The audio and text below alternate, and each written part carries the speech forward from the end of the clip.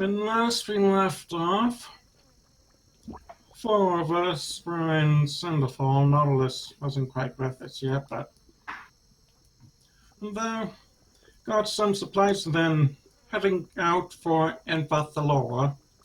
First, taking the path to the Monastery of the Green Mist, going from there to the passage we were shown by Valaros, I remember his name now.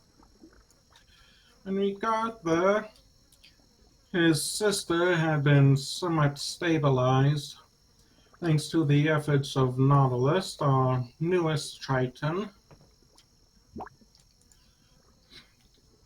Tempest Cleric.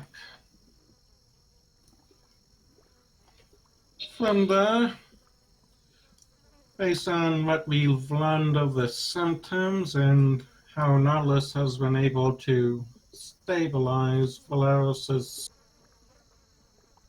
he concluded it was something like a night hag's haunting, but the rest didn't really seem to match as to why her and why weaken her to the point where she can't even do anything. Doing a bit of asking around, we ended up discovering whatever happened to her started within the gloomy quagmire up to the north of Vrenfathalor. Not many people, in fact, most people just avoid going there. Naturally, we go to investigate. There was a run-in with a tree filled with undead that were pretty much hanged.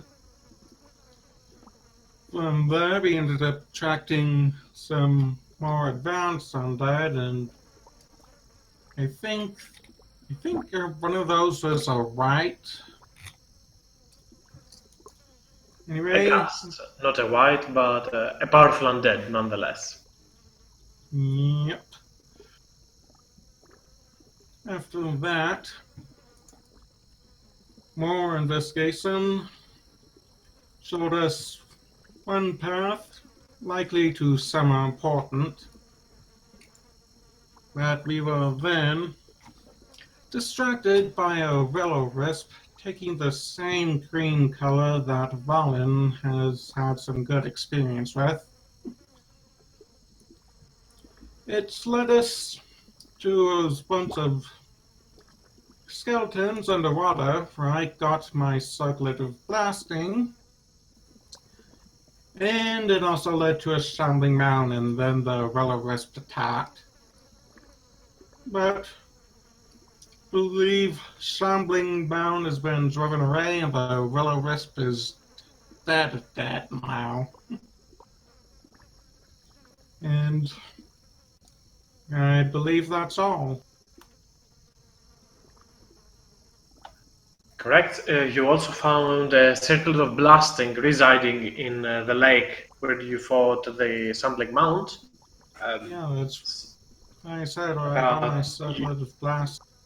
Yep. And on the tree that you saw again some runic marks, some weird inscriptions on it, and with a basic survival skill, Stalius managed to at least find some sort of correlation, like a map being carved onto it.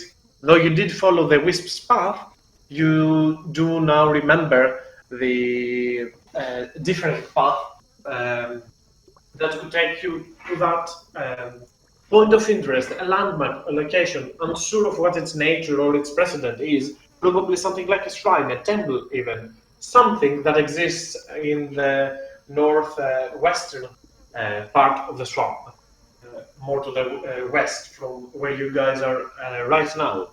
And after fighting the Sombly Mud and it collapses back into the pond, I'll assume you decide to follow back on your path. Pretty much. If you want to use potions or some heals or anything, feel free to do so. While you're traveling through that marketplace. Sometimes mosquitoes might approach you. No, he dies. You're not short rested right now. You're short rested back into the what was it? The hangman's tree. I'm talking about potions and stuff like that. Feel free to use. Else, you are in dire position right now. I think I'll Uh, probably do some heals. I'll see what I got. mhm. But in any case, as the group moves, time after time, you are followed by sturges or mosquitoes. You manage to sow away the pests that add to the pestilence of this romp. These almost cursed woods, as somebody might say. Their presence is annoying, and their humidity is even more annoying to Hearth, who is not familiar with being in a place as such. As I'll assume that's for Valen. With attacks, wow, that is an actually big healing. That's a high roll. That's max healing. With a touch of not alas, Valen already feels his spirit uplifted and his powers and his vitality restored. He's as good as new, unless for some of the scrapings that the will-o-wisp did on him when he was shocked. Though you're still pretty early on after that encounter you had with the Sandling Mound, you managed to come off triumphant. As you're trying to carve your path using Talios' survival and navigation skills, you end up hearing a distant conversation between creatures that you do not actually understand. Though both of not Talios, sorry, Nautilus, you are the only one, I believe, that can, even Talios, yes, Talios and Nautilus, both of you can hear two creatures whispering at each other and talking with one another in a language that is filled with many vowels. Hearth, do you know Ignan or Primordial? Primordial. Yeah, primordial, although... Okay, then you probably understand it as well. As you all move closer, this is the Aquan dialect, and you see two creatures made out of mud, two small elementals with murky wings flying around and hovering in a small islet in a small river filled with mud water. As they gaze towards you and look to you with their sight filled with misery, they turn to you and they say, "You there! You have shinish. Give us some. It's been a long while." Madeline and Valen, you do not understand the word. Well, obviously, Valen. Here, Madeline just seems caught out of place. I'll put you on the map so you can have a look at how these creatures look. And this is how they look. Two mud methods standing on that small island, blocking your way to the other side as they turn their attentions towards you. Valen, if you want to cast light so you can have a better sight around this area, feel free to let me know. Yep, I'll put. I will also cast light on my shield as well, just to. And DM, could you flash that creature one more time, please? Yes. Thank you. Mm-hmm. Those two creatures turn towards you and say, "You seem to have shinish. Give us some. A tribute. Yes, a tribute to go through the lake, go through the river." I, for one, do not want any issues going through all that water. Yes, that is true. We have to get Hearth across somehow. Well, I mean, gosh, if this is their home and they live here and they want us to give them a little something to pass through, then, we're. Hey, you creatures! Well, why do you want shinies? I'll assume that somebody is Well, translating for Valen. Yeah. The creatures Yeah. look. Both of the creatures look at Valen in confusion, and then don't say to that filthy human to not use his magic upon us, believing that Valen is using some sort of invocation to mess with their minds, as he's just uttering normal words in common tongue. Oh no, it's just he doesn't understand the language of elementals. No. You can hear our complaints. You are the very first ones that come to this swamp that can hear us. This is a marketplace, a foul place, but it's our place. And you want tribute?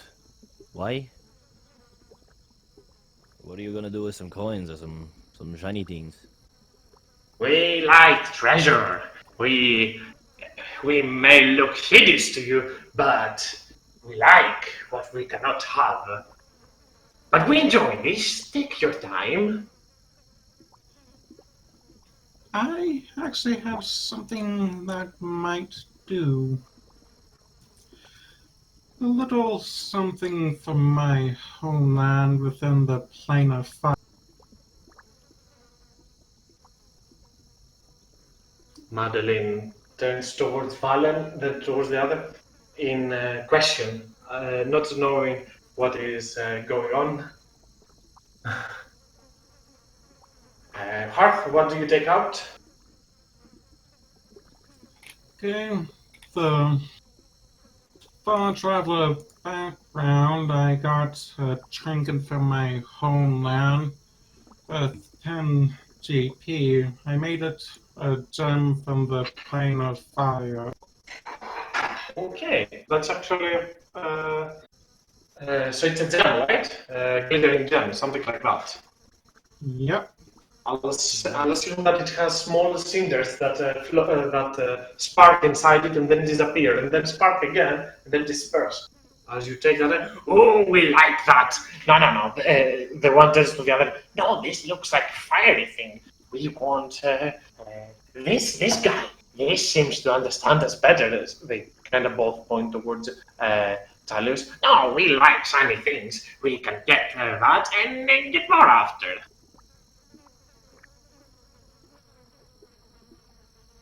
I'm not sure. What is That is a that you very are fair doing? trade.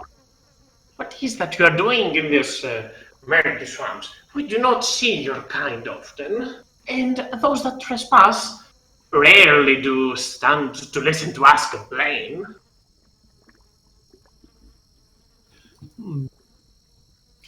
You've been looking for the cause of infliction, testing one of our friend's systems. We believe it's originating from what I'm guessing is a temple or shrine of some sort up ahead.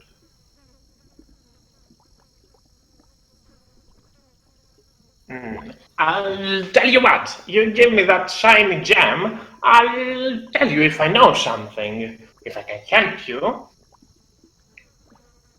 We barely get any company here. We feel abandoned in this place. Though it is our home, we feel neglected. We do not like it here. Why don't you leave if you hate it so much?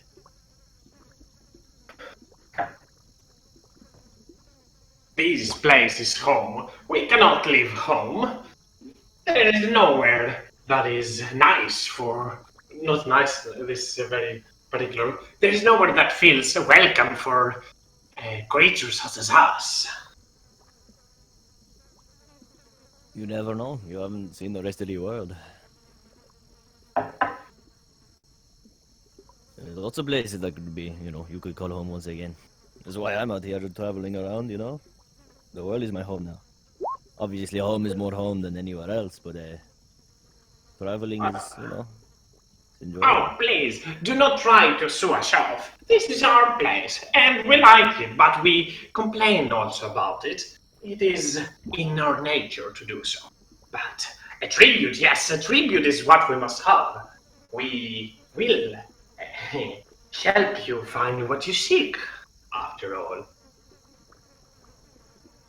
Alright, I have something that might be of use. I will Uh, take out my rapier.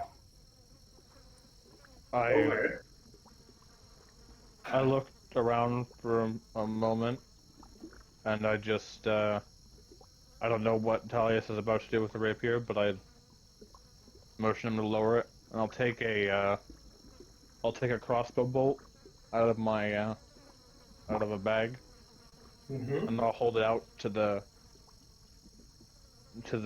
bunch of floaty fellows, and I'll say, "How about a holy crossbow?" It does not look shiny. The weapon, the blade, yes, that looks better. No, no, no, the gem from the other. We must think about it if we want you to cross this pond. I cast light on the crossbow bolt, Um, just to see if it makes any difference there. um, they're not that dumb, so seeing that, you use magic. You try to beguile us. You try to avert us. We are creatures of magic. We know if a thing is shiny. Yes, yes. We like that gem that the fire hair guy offered us. We are considering that. Yes. Well, I mean, if you would like, I could increase the size of the sword, and I'll take out my long sword instead. You can have this one if you like. For those that speak primordial, so have Thalios and Nutolas, anybody got a passive insight that is anything above 12?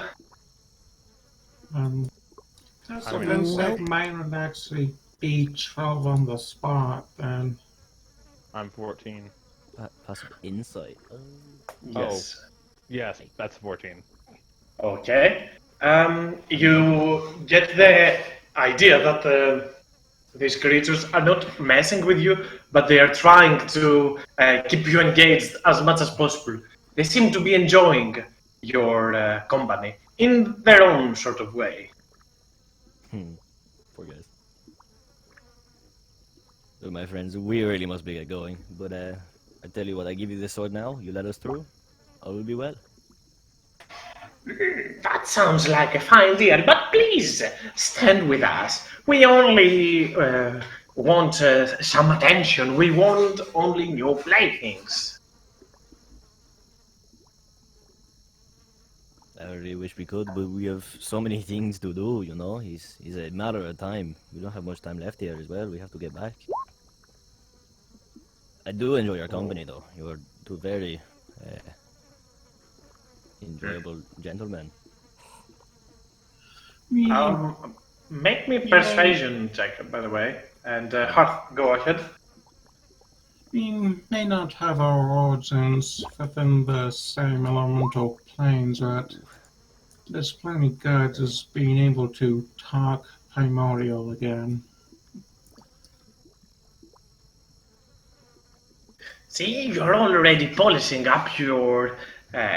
Not polishing is not a fitting word for them. See, you're already using your rusty vocabulary. Something that you haven't used in a long time. Please sit with us. We would be delighted for your company. We might have more secrets about the swamp that you can trade to us.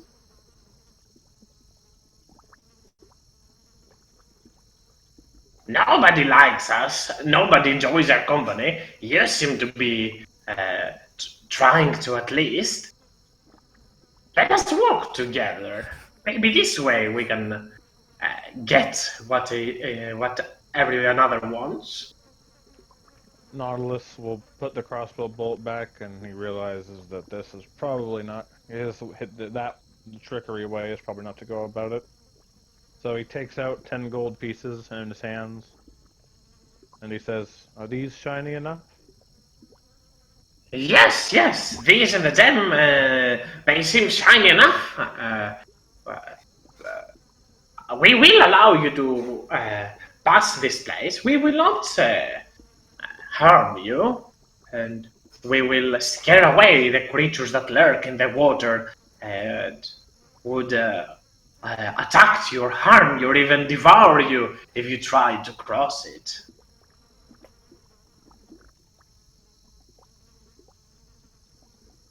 Hmm.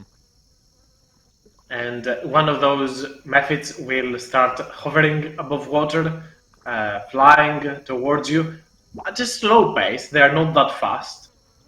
And it will say, now, give shiny to my muddy shelf. I'll enjoy their glittering bright light. And I'll assume it picks up the 10 golds, the 10 gold from Nautilus and Hearth's gemstone. All right. Okay. Doing so, the Mephit, as it grips both of them and looks at them, not confused, but more enthralled by the bright light of all those things, to say, come on, move now. And the Mephit drops inside the water, and you can only see a muddy cloud swimming inside it, swimming north, then south, driving some extremely large snakes, water snakes that existed in this pond, driving them away, scaring them for you to cross this path. But we pay Come now. bills. How is the water deep? This one, not really, but this one is deeper, yes. Perhaps we could, if it is really discomforting for you, Hearth, we could probably carry you above the water. I'll be able to manage. It's very annoying, but not painful or harmful. Gonna have a migraine afterwards, though.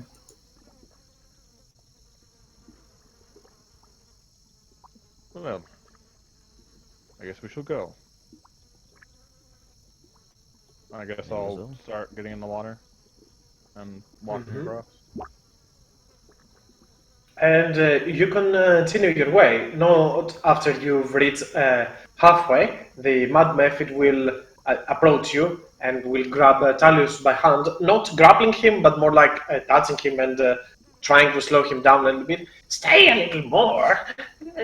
Nobody likes to listen to us. You seem to enjoy this again and again, joining and prolonging this almost like a torture for you guys that are listening to them. For Madeline and Valen that do not really understand what is going on, it only seems for them like an old grouch trying to pester Talius and Hearth. Madeline gives confused, trying to gaze or measure what the methods are trying to do so, but she's unable to make any progress on that.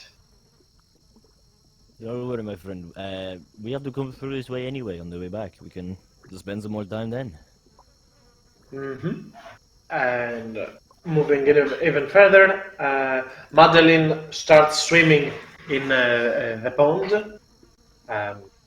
The mud method still moves around here in order to scare off away any of those water snakes that exist in the vicinity, while the other mud method follows you from behind again and again, complaining and asking for more of your attention, more of your to spend some more time listening to its complaints. They will keep pestering you for a couple minutes after you get from the murky water outside. As you move along, these methods will continue again and again, try to convince you to stop and come back.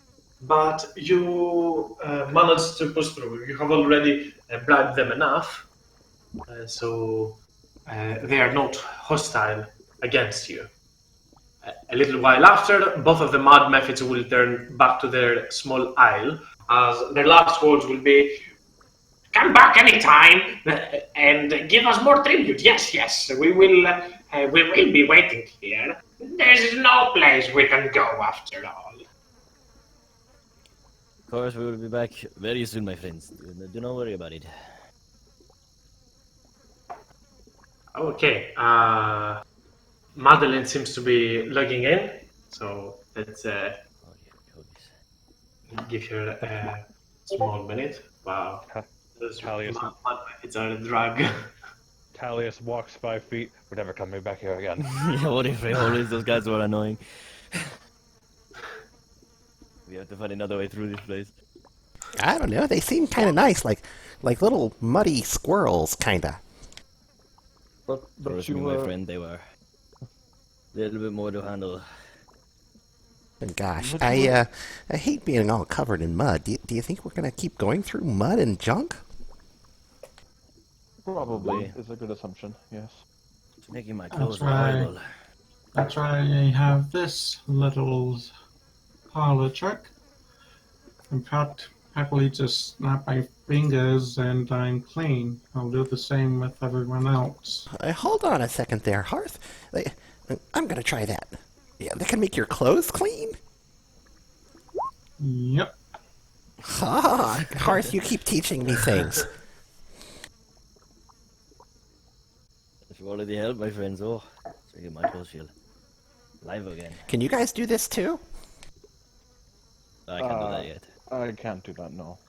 You should look into it. I can. Right. I can do this, and I will. Well, since we're going off cantrips here, I will. I'll use that to make lightning spark for my eyes a bit, just like tiny little bits, and then. Wow. Yeah. Can you make it look like you're on fire? I can't make it look like I'm on fire, but perhaps my eyes. Although I don't really want to. I think that's more of Hoth's thing. I wonder if I can.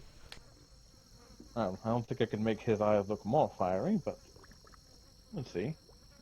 Be interesting.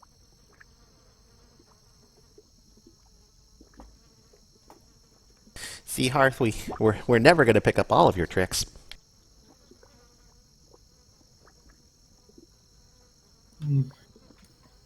As I have mentioned before, my magic comes from my blood and heritage. Unless you manage to get one of the great creatures from the plane of fire to assist you in that endeavor.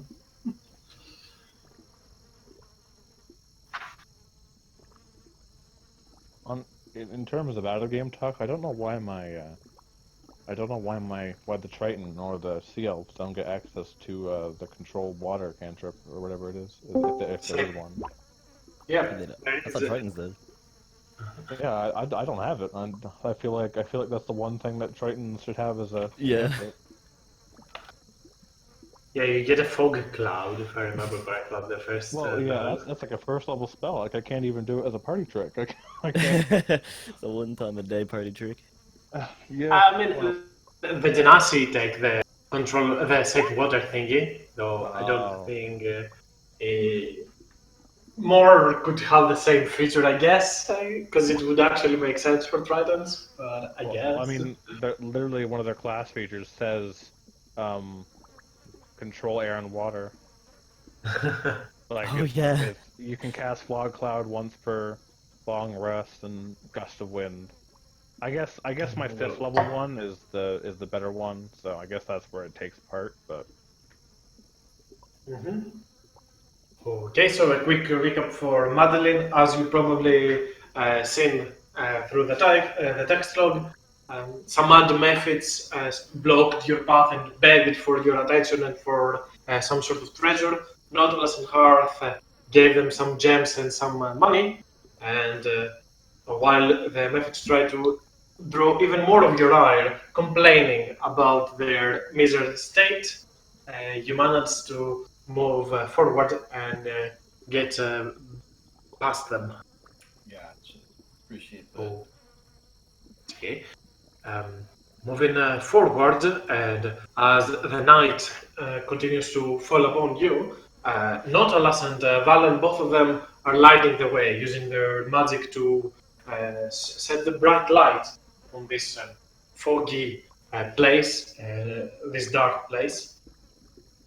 On the horizon, you see a small cabin, one with a stone roof and wooden walls. And getting closer towards it, you see a small chimney and smoke coming out of it. A hut, one might say. I think this is the place we are looking for. You're probably even further as you see it, but this is the edge of the map, so I can't put it further than that. It's a pretty big hut. The windows around the hut seems to be shut down, yet from small holes or openings in the wood that is used to protect or barricade this place, you can see some light coming out of it. Something is burning on the east side, probably a fireplace or a stove, something similar to that. Oh, this could be a good place to stop and get some food. This Well- might be. This might be the place that. The home of what we were looking for at the start. That Definitely a being bit more said, ominous. We might want to exercise caution. it may not be unoccupied. Which, does everyone feel like they're ready? Should we take another moment to just steady ourselves? I am definitely ready for a rest. Hey, maybe they'll be nice Right. people. Does anyone hear banjo music? I can play the lute. I can not play anything. I mean, I can I- play a flute, but that's not really what the sound you're looking for. Hmm. Um. Yes, I can. I mean, I could make some sounds and see if we can draw whatever's in that out, but I'm not sure that if it is a hag, we don't really want to just walk up to their front door. Exactly. I mean, likelihood is they might even know we're already here. Oops. But I didn't do that. I didn't shoot that off. well, they know we're here now. Yeah. Woof, woof. Is anyone feeling up to the task of giving the door a knock, or should we perhaps wait for a while? Maybe take a breather, at least for a little bit. I'm not sure. Yeah. Gosh, Not too long of a breather. we're standing outside someone's front yard. Well, this someone could potentially be a dangerous hag that is haunting a woman's life. I guess Hoth is going to go find out himself. Yeah. He's gone.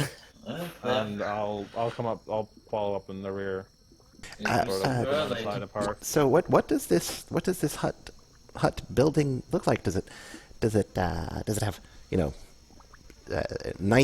nice brooms and mops outside keeping everything clean, or are there little creatures hanging In the from outside, strings? you only see in the outside you only see its wooden walls, and there is moss that indicate that this building is quite old. It's not very recently made.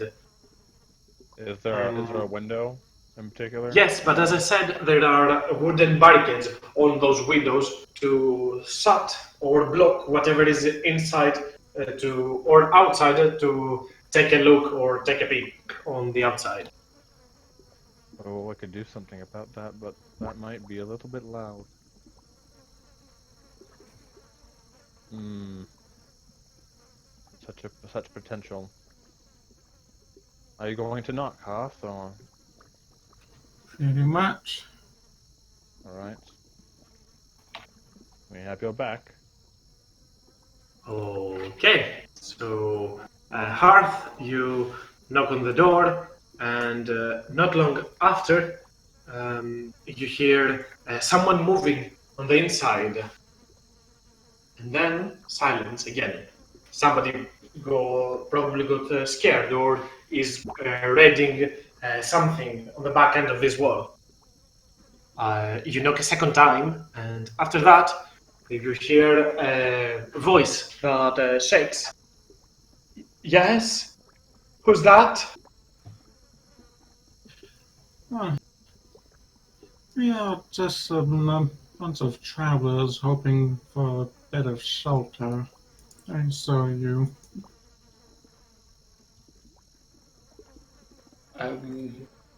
Your voice sounds strange. You're not from Infothalor, right? No, You hear none a of us. female voice on the back end of this door. None of us are from there. As a matter of fact, people there do not like going to this place at all, to be honest.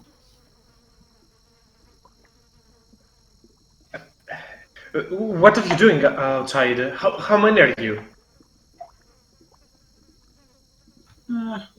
5 in total. We are just looking for the cause and potentially a cure to a friend's affliction.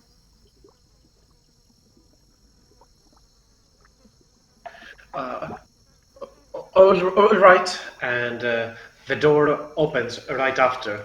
I'll put that in the very back. And inside, you see, as the door opens, you see a half elf with red hair standing in it. She carries a small dagger, or more like a curved blade, more like a sword rather than a dagger, as she opens the door and notions you to get inside. Get inside, quick! Okay. Okay, moving forward, obviously you cannot see what the other rooms have right now, but I'll say that the doors seem pretty open, so you can have a look. Entering this small hut, you see multiple taxidermied animals and creatures. You see a bat over there, you see a giant frog, a swamp frog, you see a black dragon wormling taxidermied, and as Stalios enters near the stove and takes a look at the kitchen, you see a giant constrictor snake on a table right there, and a small turtle on top of a footlocker over there. Many animals in this place, as the half-elf notions to Madeline to come join us. Madeline, are you there? I'm there. Okay. She's kind of suspicious. She's kind of suspicious of this lady. Um, well, it's just kind of odd you're able to stay out here perfectly fine in this hut despite the various undead and creatures. And, the myths that there are hags out here. Oh my! I hope I do not give the wrong tones. He kind of takes a look around and goes over there in the bookcase in the books where Valen is probably just browsing around. And say, do not mind those, and she kind of shoves books and notes on top of one another, making them into a whole pile and putting in them. Oh gosh. There's not something suspicious going on over there. I have been living in this place for quite some time. Well, hi. My name is Valen. What's your name? My name is Elmay. Elme, the well, it's token pleased of to meet you. We don't mean to seem rude or anything. It's just we're wandering around in the swamp, and it's kind of, it's dangerous out there. Uh, Yes, it very much is. Hurry, get inside and close the door behind you. We do not want those necrophages to notice you. I think Nautilus is gonna want to roll an insight as well, just on her. Feel free. Madeline, from what you can see, seems more in distress rather than malevolent right now. Nautilus, you can clearly say that she is hiding something. It does not seem to be manipulating you or something, but she seems very stressed by your presence. Yet extends her help towards you. As you enter Madeline as well. Same thing with all of you. As you were outside and enter on the inside, suddenly you can hear the stove being opened. Suddenly you can smell everything that this place has: the burning wood, the stuffed animals, the taxidermied animals that have been here and preserved, some food in from the kitchen.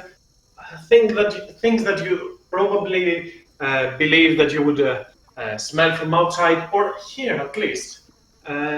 Now you can have your full senses at them. Both of these doors are open; they are not actually closed, so you are actually browsing inside and out.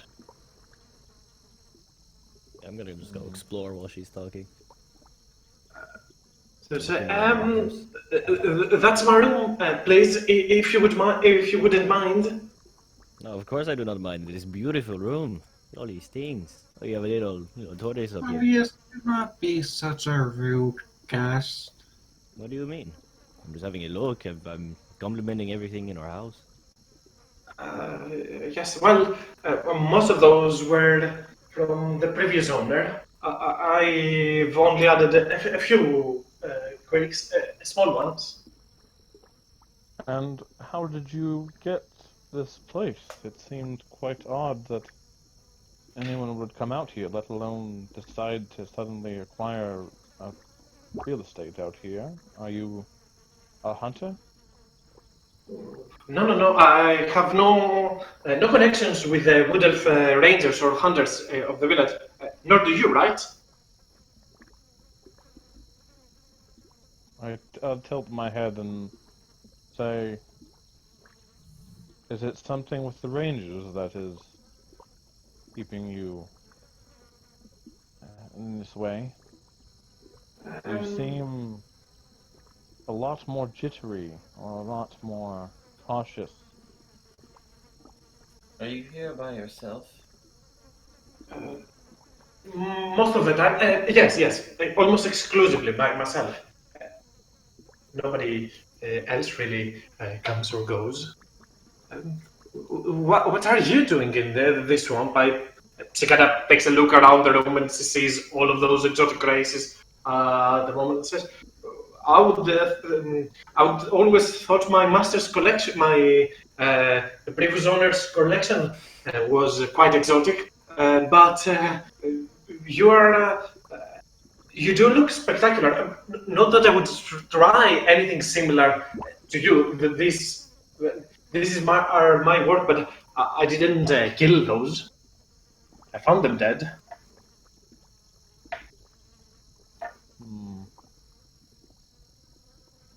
Was the master and then switched to previous owner? Was that actual? Was that like what she said? You mean by inciting?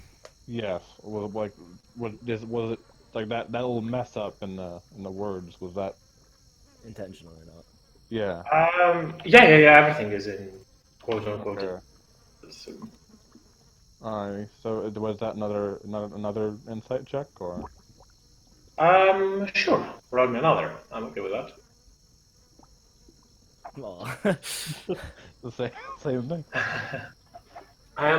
Again, she seems to be terrified, not terrified, but swarmed by your presence. But she does seem to be honest.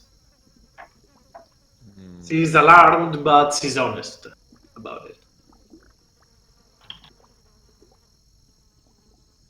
So what is it that you're doing out here, aside from surviving?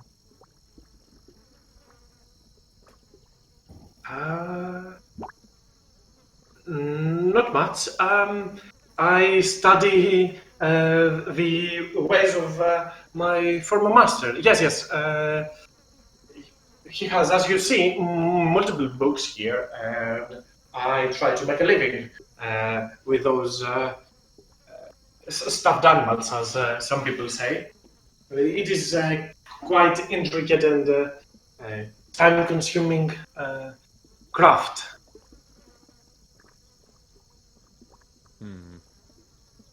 So That's is what your all of master those- out here? Come again, Madeline? Oh, sorry. So was your master out here as well? Yes, yes. Unfortunately, he's not here anymore, and you can see that she twitches. She starts scratching her arm and then her head. All of those weird maneuvers. From what you can see, black circles below your eyes. This girl, this lady, seems to have not slept for quite some time. Did the necrophages come in or take your master, or did they? Has someone attacked you before?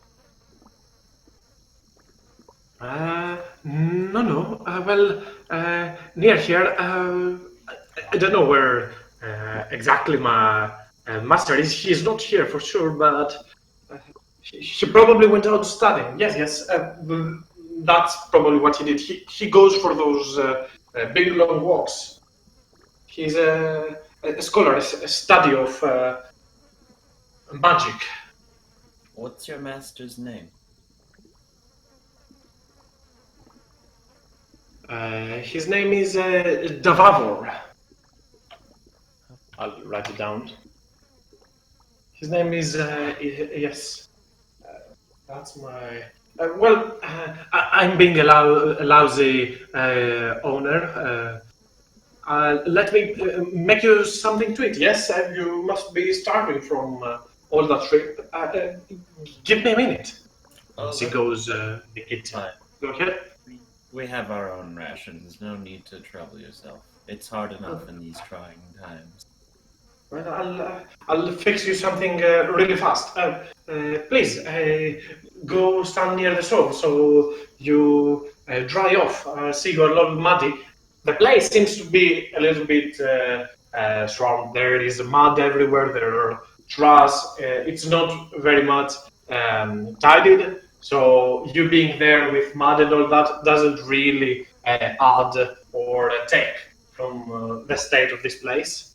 And she kind of gets a little bit away from you, giving some moments that you, if you want to whisper something, she probably won't be able to hear you. Alright. I don't think we should eat the food, as rude as it is. I was going to suggest the same thing. What did she say that her master does? It appears to Magic, taxidermy. I'm gonna quietly try to start looking through the books, see if I see anything. I'm going to use my celestial sight to see if I see anything. Roll me an investigation, Nautilus, and let's see, for magic, right? There does not seem to be a magical effect in... wait, no, there is actually. Just give me a second to find exactly the date. I find that there's a lot of mud in here. That was There's my definitely reaction too. books I on was the like, shelves. I was thinking, there doesn't seem to be anything magic. Oh wait, there's something. I swallow with my little eye. I think This whole place is actually just encased in abjuration magic. All of this, you see the walls, the barriers, everything that surrounds it is protected by magic, encased in it. You can see it on the walls. They leave a small mark. You can make an Arcana check to see if you can understand what magic is this. It seems to be more powerful than you, at least. Oh dear. Yeah, with a 1, it seems to be way more powerful than you. Okay, There you I let everybody know there seems to be some kind of powerful magic that's surrounding us. The whole place. It surrounds us, it binds us. It's some strange force. Is there any way I can check? Is it something like my protection spell, or? Give me a sec. Actually, no. You have no idea what kind of magic that would be from at least what Valen is describing towards you. The writings, however, not as though you cannot make actually much of a sense, seems to be erratic, seems to be like a mad person's writing. Oh. I'm going to sort of whisper to Madeline and Talius. Be ready with your weapons in case something goes wrong. I'm always ready for a fight. I know, but Yes. Well, I mean, keep in mind, guys, it was I couldn't tell exactly what the magic was doing, but it's not like it's undead or anything, right? And we all use different types of magic. Well, it if it's doesn't have to be undead to be used by evil. if it's abjuration, as you said, it's likely to be, I don't know, perhaps something keeping this place. I worry that if one of us casts a spell, it might trigger something. Maybe, I don't know. Oh gosh, really? Well, I mean, I don't know how I don't know personally how other abjuration magic works, but I don't know. It could be that way, but all I'm usually familiar with is my divine magic. I thought that I knew something about it for a moment, but then I just felt like a failure, and I didn't know anything at all.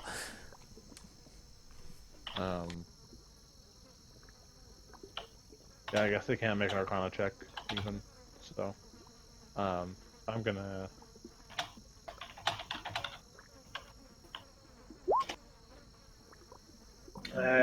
What do you want to make another Arcana check for? To figure out how this magic works, probably. As I said, you do not have knowledge of similar powers. They, at least divine powers, do not are not really similar to what Valen is describing. Can I sort of just make... I'm not gonna, like, use the spell, or use the cantrip, but can I just sort of try and make some radiant energy appear in my hand, just to see if anything happens? Nothing really changes. Valen earlier on used detect magic. He used magic in this place. Nothing really seemed to trigger. Oh, Just can I spell it possibly make an Arcana check based on what little Rowan managed to... Do you have proficiency in Arcana, Hearth? Yes, I do, actually. Okay, roll me one, but the DC is pretty high. And it's not a very good roll.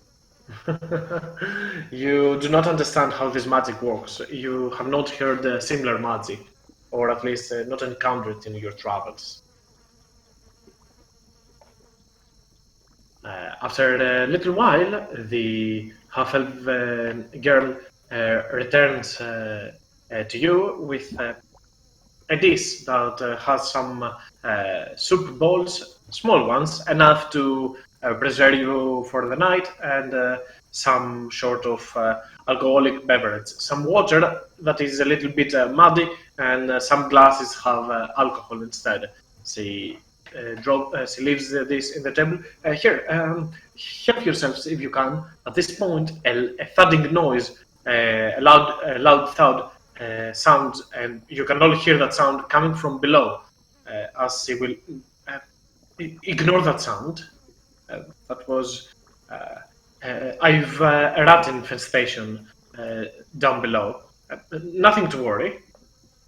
That was pretty Very loud large for rats.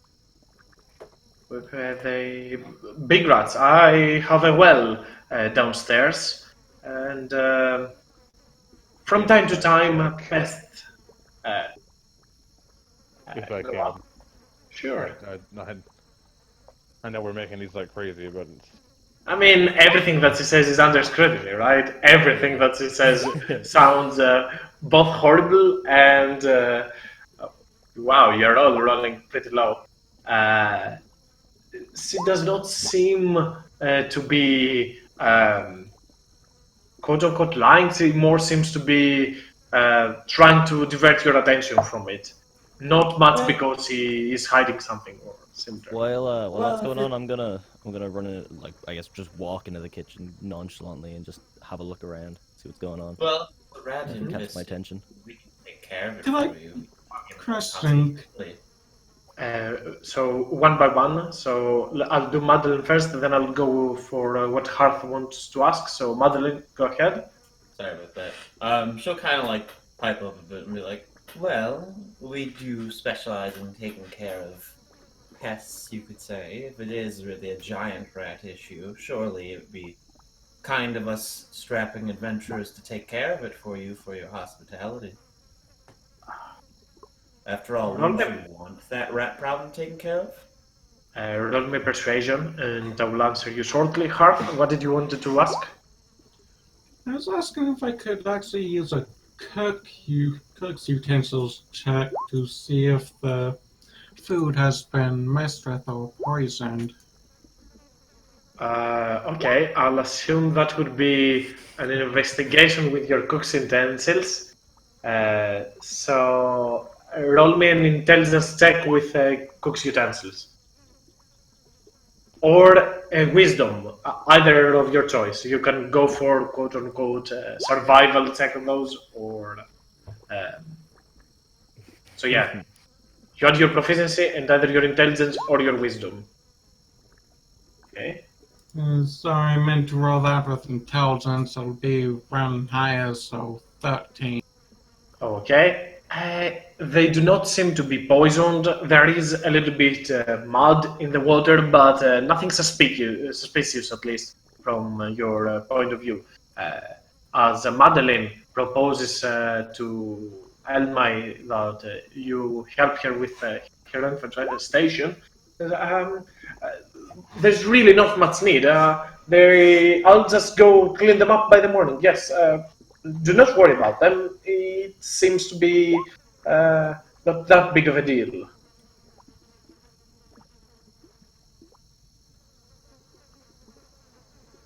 So, what are you looking in the swamp? Talius, make me a perception check. Radio. Ooh, there we go. Okay, Yeah, High so rolls are coming. we're shaking them. okay. Aside from the dirt that is around here, it seems like this carpet has been moved. With a quick check, as you are out of your gaze, you see that there is a trapdoor underneath, probably leading to the cellar. Valuable information. And on top of the trapdoor, it seems to be the table that holds the door closed, almost stuck in the place, locking whatever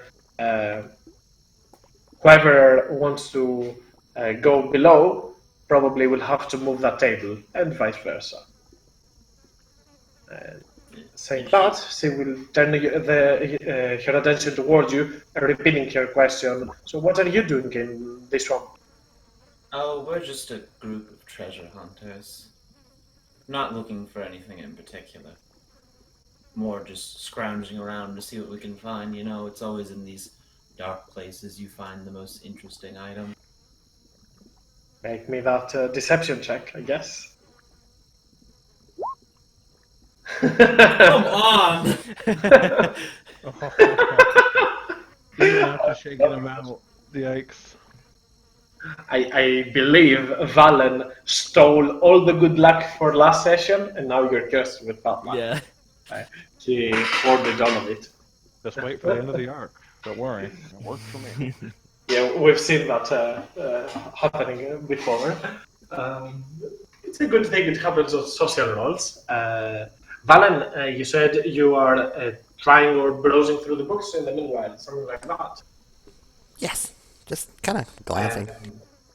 Make me a perception check, only. I can do that.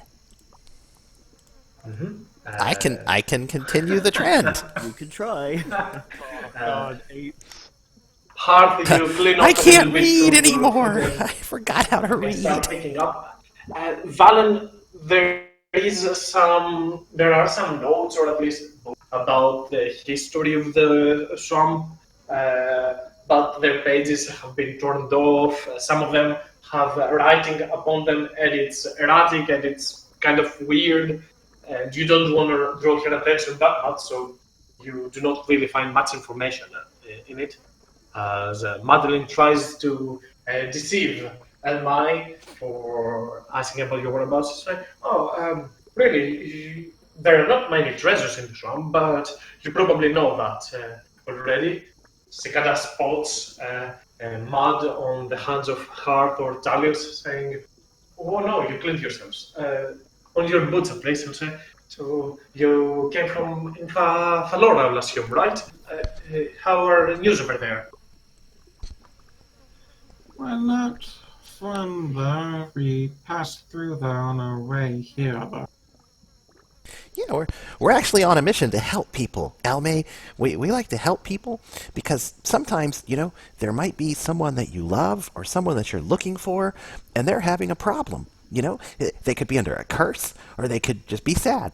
And we're here to make things better. So we're going through the swamps, ultimately, to make things better. Do you have anything that's bothering you that needs to be made better, Elme? No, I wouldn't worry that much about it. Just a rat infestation, that's all. And obviously the necrophage is out there. I'm just trying to finish up my master's work.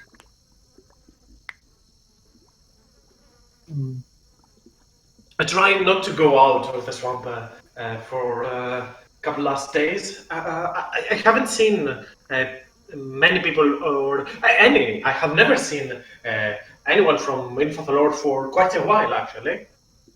No, we're from much farther away. We just came over through the area, just really trying to look around and find things that are interesting. The people of Infothal seem to think that there's really bad people in the swamp, but we just met you and you don't seem bad at all. Well, there's Go ahead. definitely something bad going on here.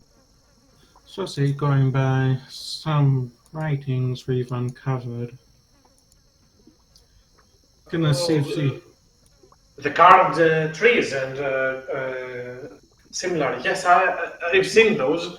I don't know that much about them, but You've my seen them?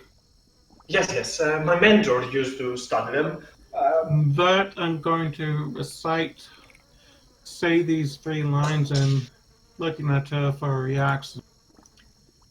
Death is but a path to ascension. The masters shall reign once again. The one must die to open the gates. Oh, I believe I've heard about those in the past. I had once someone read those or translate, decipher those for me.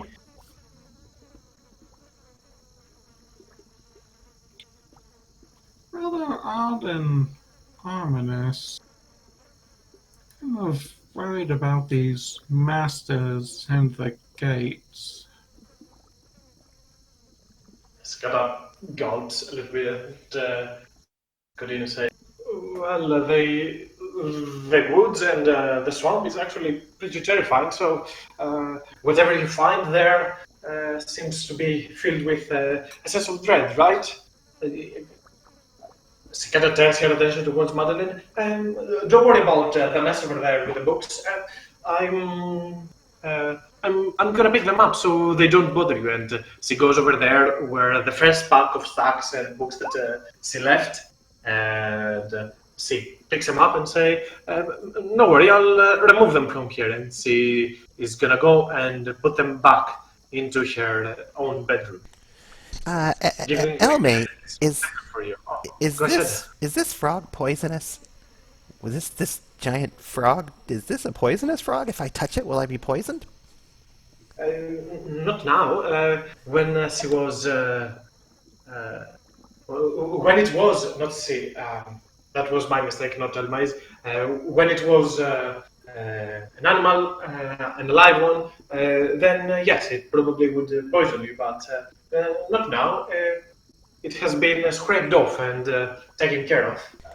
You see, and Cicada goes on and on a little bit about it, giving you some inside information, not inside, but insightful information of how taxidermy works and how she has preserved all of those. It seems to be actually legit information, given the knowledge of your nature. You actually managed to understand it, yes. I made a good roll. We did it. The curse is broken. So Don't jinx it. sorry. I mean, it's terrible, terrible. The Man in Black. So, Elme, you seem to be agitated. Is there something we could do to help you?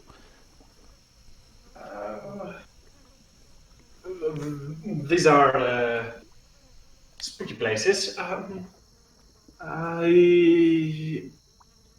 Cicada takes a look at you. You seem to know your stuff. I'm trying to make some sense out of these notes. If you could give me a hand, that would be much appreciated. But I reckon that would be hard, given that you are from far away. You probably would require a whole education on the swamp, and that would take a while. And I'm really, really trying to make some sense out of my mentor's logs. Maybe he's out there. Maybe I can find him. Again, as he says that, a thudding noise comes from underneath. Oh, darn those rats. They are getting restless. Well, May, how about we just cut with the BS and get to the point? What exactly are you hiding down there? Me? Oh, no.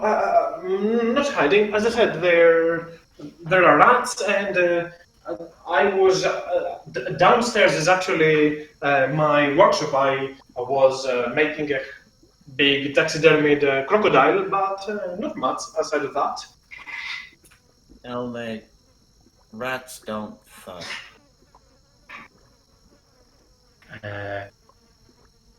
I see Nautilus and Talius are actually trying to move the table, so make me an athletic check with advantage, and depending on how good you are on that, I'll ask you to roll me also a sleight of hand or a stealth.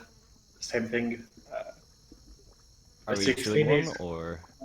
No, more than enough. So I'll have you, Talius, roll me for a sleight of hand. The DC is not that big. Okay. Okay. Not too bad. Not too bad. Not too bad, and because you succeeded on the athletics, you actually easily move the table without making a single noise. And Elmai will turn to Madeline and say, "Well, I said they are bigger rats. They are way bigger. Are they the And size of normal? people? No. But more the size of a dog. Oh, okay. They come through the well. The well. There is not much on it, really. Yes, I have a well downstairs, so I can get some water. I would You like to. have a well downstairs with your workshop. Come again, Hearth? You have a well down there with your workshop, then? Yes, I have a well with my workshop. That is correct.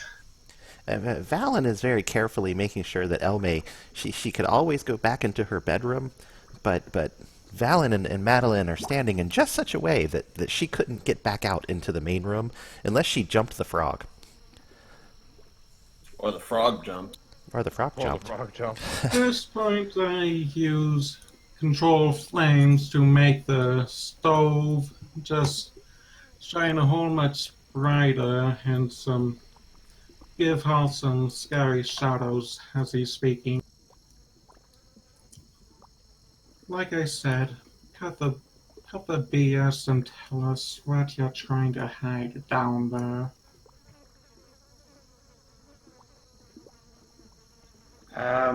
Make me an intimidation check. And you can you obviously use your charisma since that is your spellcasting modifier. So give me a sec. And as Hart makes some monstrous shapes, I would say you make some sort of like a dragon or something similar like that. Elma will drop to her one knee, put both of her hands up, and say, "Please, no. Okay, I'll say more. I'll talk. There are not only rats down there. Talis do not allow you both open up the trapdoor and you take a small peek.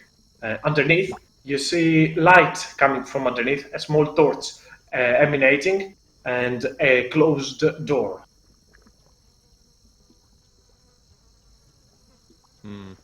Okay, jeez.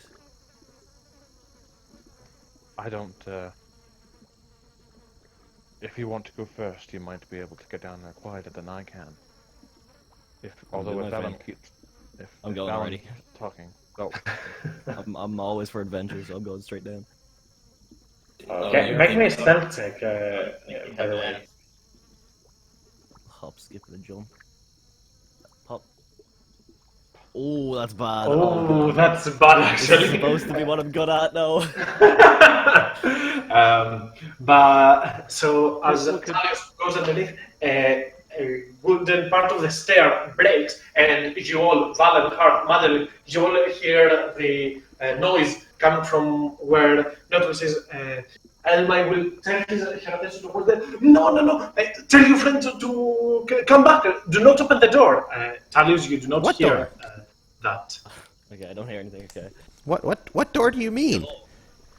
I thought that was the rats. And, Cicada notions towards you to move with her as she will try to go over there. You can block her if you want to. I'm I'm not gonna. just saying. I'm not gonna block her. Hearth might, but I won't block her. Madeline? Yeah, I will. Okay, you seem to be blocked here. I'll assume Hearth you're doing as well? No, actually, I'm heading on down towards not water Sounds boys. like more rats, Elme. Didn't you say you'd deal with it in the morning? Yeah, before you saying that, I was going to say, so, no need to snoop. She's about to give us answers anyways. I'm gonna lean down to see if Talius caught any rusty nails in the leg. Okay. Talius, what are you doing while you are downstairs? As you move down, you have only taken a small hit after breaking that step from the ladder, but you do not suffer any damage. Like, you only get a little bit dust or rust downstairs, but nothing aside of that. And you hear that there is some sort of confusion or some sort of noise coming from the other side. Again, as you are downstairs, Talus, you hear that thudding noise again.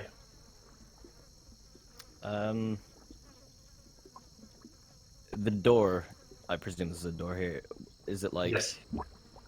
just a wooden door, like nothing to see through? No little hatch or Yes, it is a wooden door. There is a pommel and there is a key on that door. The door is locked, as you can obviously see. But the key is on the keyhole as well.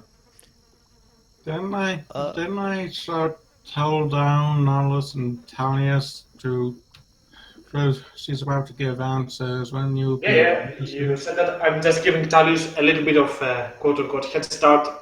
What happens while you're all trying to calm down upstairs and see what you can do, as Talius is made his way downstairs. If you want to wait, Talius, that is fine. If you want to try and do something, that's fine as well, just so I know what's going on in the meanwhile.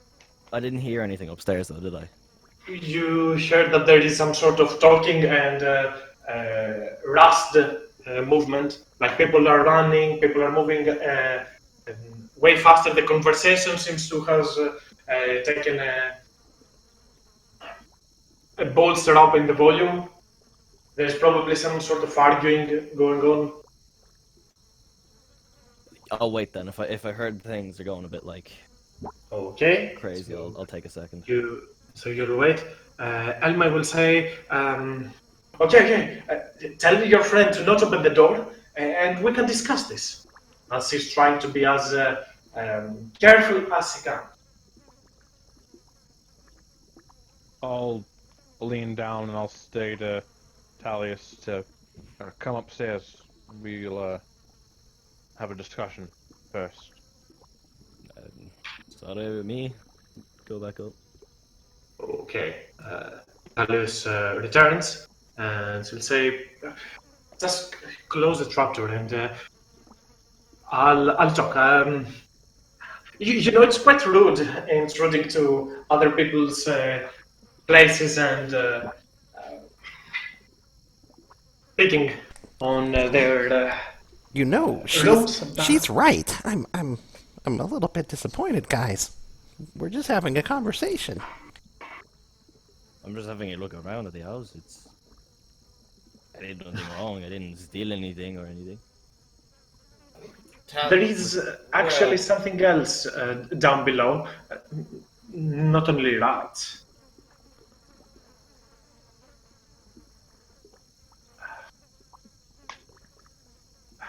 Then what is it? Look, and she will kind of go near her library. She will open a locked, what's called from the book, from the shelf drawer that there is. She will open the lock, pick it up, and she will take a small note or a parchment of paper, and she will pick up some ink and start drawing something that looks like a jellyfish. Something like that, and she kind of turned towards you, got downstairs, and it seems to have been hunting me down. Well, not only me, but someone else as well. But she is safe. She is safe. The other person seems to be safe. Who's the other person? It doesn't matter. You don't seem to be from Infathalor, so you wouldn't know her. A girl from a human Does this- from. Does this girl happen to have an older brother? Her eyes widen up. She kind of looks at you. Oh, you know her then. You know Valeros and Derlin, the brothers, right? She's ill. We're here to figure out what's wrong and to help her. Is this thing the cause of it? I'm not entirely sure, but I believe it might be related. You see, Derlin is one of the few people that venture in the swamp. She comes by, sits here. From the passive insight again, you Nautilus heard Valen. I'll say everyone pretty much. She's not being that quote unquote careful or deceiving. You can sense that she feels sympathy, or as she starts to narrate a little bit about the link, see that this woman is in some sort of pain. She is not happy with the situation as it is. No worries, Madeline. And she will turn and say, she often visits here and she helps me arrange through that mess. She and my mentor were the only two people that visit this place from time to time. I said earlier that my mentor was away. That is actually inaccurate. He's dead, but his corpse is downstairs. It probably has attracted multiple rats or vermin, and it's an unpleasant sight to behold. But whatever that is, me and Arlene tend to take some walks trying to uncover mysteries. We thought of ourselves quite of treasure hunters, as you guys said. But things got a weird turn. My mentor seemed to have studied the swamp for quite a while. We thought that it was more gibberish and cryptic writing and all that, but there wasn't much actually in it. Until one day we ventured a little bit further into a small shrine, and we saw. I'm not exactly sure what I saw, but it looked dead. Its eyes were flashing. Me and Arlene ran, but we got separated. A creature, an eerie, translucent jellyfish. This creature, again, she picks up the painting of the jellyfish and points it for you to see. This creature followed me in here. My mentor and I ran downstairs in order to hide, but it found a way. It's found a way down there. If somebody wants to give Madeline a quick recap, since she probably missed some things. Elme and Darlene know each other. They both went to that shrine deep in the swamp. Weird undead with flashing eyes. And then jellyfish-like creature followed Elme and her mentor here. They tried to hide somewhere downstairs. It followed them down there. And speaking of the jellyfish creature, could I possibly roll nature, investigation, arcana, or something to see if I can identify it? Anybody has proficiency in arcana? Yeah, I do. Whoever has proficiency in arcana, feel free to roll. But again, this is pretty high. my lord. Oh my god. Good Wow, lord. that's Great. Above a 10, please, God. Alright. If you also allow me, I've got 2 DM inspirations left. I'd like to use one of them to re-roll because I mean, you No, cannot no. stack inspiration. You can only have one. So, but you can use it if you want to reroll. Alright. Whew, much better. 10 Okay. You actually you do not recognize what creature that might be, but from the looks of it, from the painting, it gives you an eerie feeling. You think that at some point when you studied books in the elemental plane of fire that exists in the elemental chaos, you read about the old denizens of not old denizens, the oldest fiends in existence that are the ones responsible for making the layers of the abyss, the possibly infinite layers of the abyss. these insectoid slash jellyfish creatures seem to be related to those. They are the race of obiriths.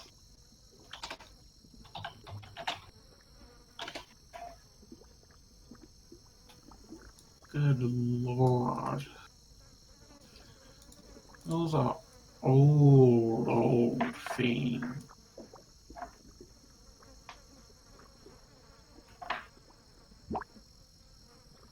And as Hearth, I'll assume that you relay some of that information to the rest or not? Yep. Okay, as Hearth relays some information, Alma says, you seem to know more than me or my master. I don't know exactly what it is, but it handed me here. It could move through trees or through ponds. It disappeared and reappeared way further. My master said that this creature is very powerful, very old. I remember we surpassed it, we ran from it, and then it appeared out of the blue in front of us again. But for some reason, it cannot seem to escape this place. You see, my mentor, has some magic on this place. Very old, but very powerful magic. Elme, did your master actually leave, or was he, by this thing? She said he died earlier. Tears appear on her eyes and says, well, he died trying to hold that creature off. The creature still resides below there. And it's still hunting you. Yes, but it cannot. It cannot live. It cannot use its transportation or whatever that magic is to get past the door. The magic that exists in this cabin seems to still take hold. Look, she picks up a book and you can see some notes from her mentor, and this is like a spell book, but it has been it is in dark position, but she points at the spell private sanctum. Oh, that's That's a good one. that's a powerful one. Well, It's a 4th level abjuration spell, and by reading that, Valen, you understand this is the abjuration magic that you have been feeling all along. well. I let everybody know that it's definitely kind of protection magic, not any sort of bad thing. Well, we were just trying. I was just trying earlier to find out if it was protection magic against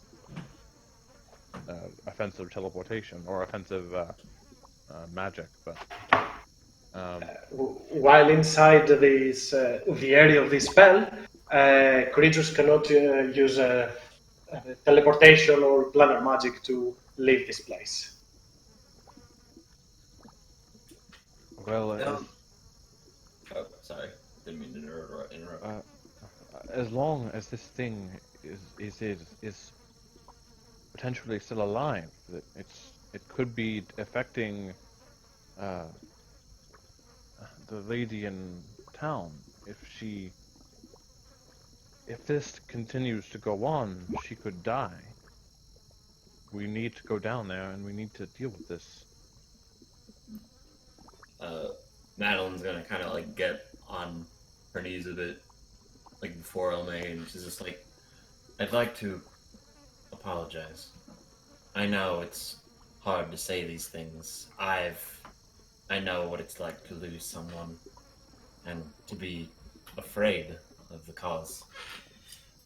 And I won't ask you to put yourself in harm's way. I know this thing has been hunting you and this is your safe haven.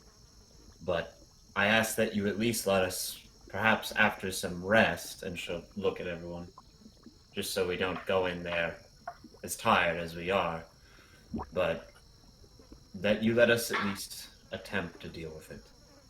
And if we can't stop it, then you go back to staying in here. And if you wish to join us, you're more than welcome to. But even if it's not affecting the girl, it's not right to just let it hunt you. She will agree with this, but give me a persuasion for something else to see if she's confident enough to help you in the fight or not.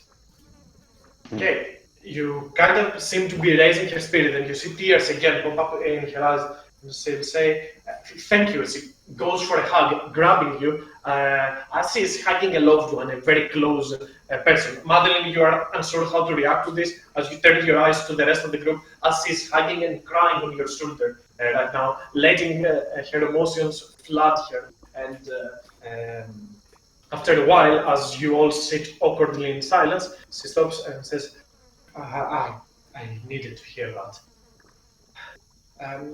Feel free to rest, and I'll help you as I can deal with this. Just for the night, let's go over everything you know again. Let's formulate a plan while we rest, and once we're ready, we'll take it on. Okay. This creature, whatever that thing is, has the ability to use magic and illusions. It made me believe that I was being stung by 1,000 jellyfishes for a second. I almost dropped unconscious before I realized that this was only magical. This creature haunts you, but the touch of it is equally disturbing. Its tendrils, whatever that is, sip out your life essence. I remember seeing it. I tried to use magic against it, but it was powerful enough. I am not a very powerful scholar, but at least I know my way around a spellbook. Did you or your master try throwing a few various spells at it? Did it seem weak to anything?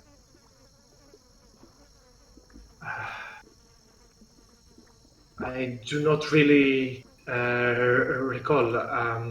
So start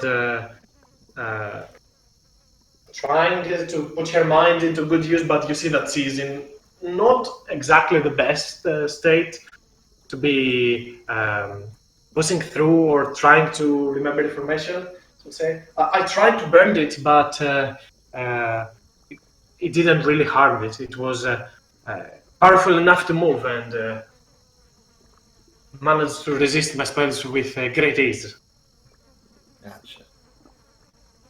And it can teleport as well. Oh, there goes most of my offensive arsenal. So turn to Hearth and look him in silence and probably a little bit saddened as he understands that probably Hearth's powers are with fire, as he has already showcased earlier on using the Sacred Fire, Control Flames.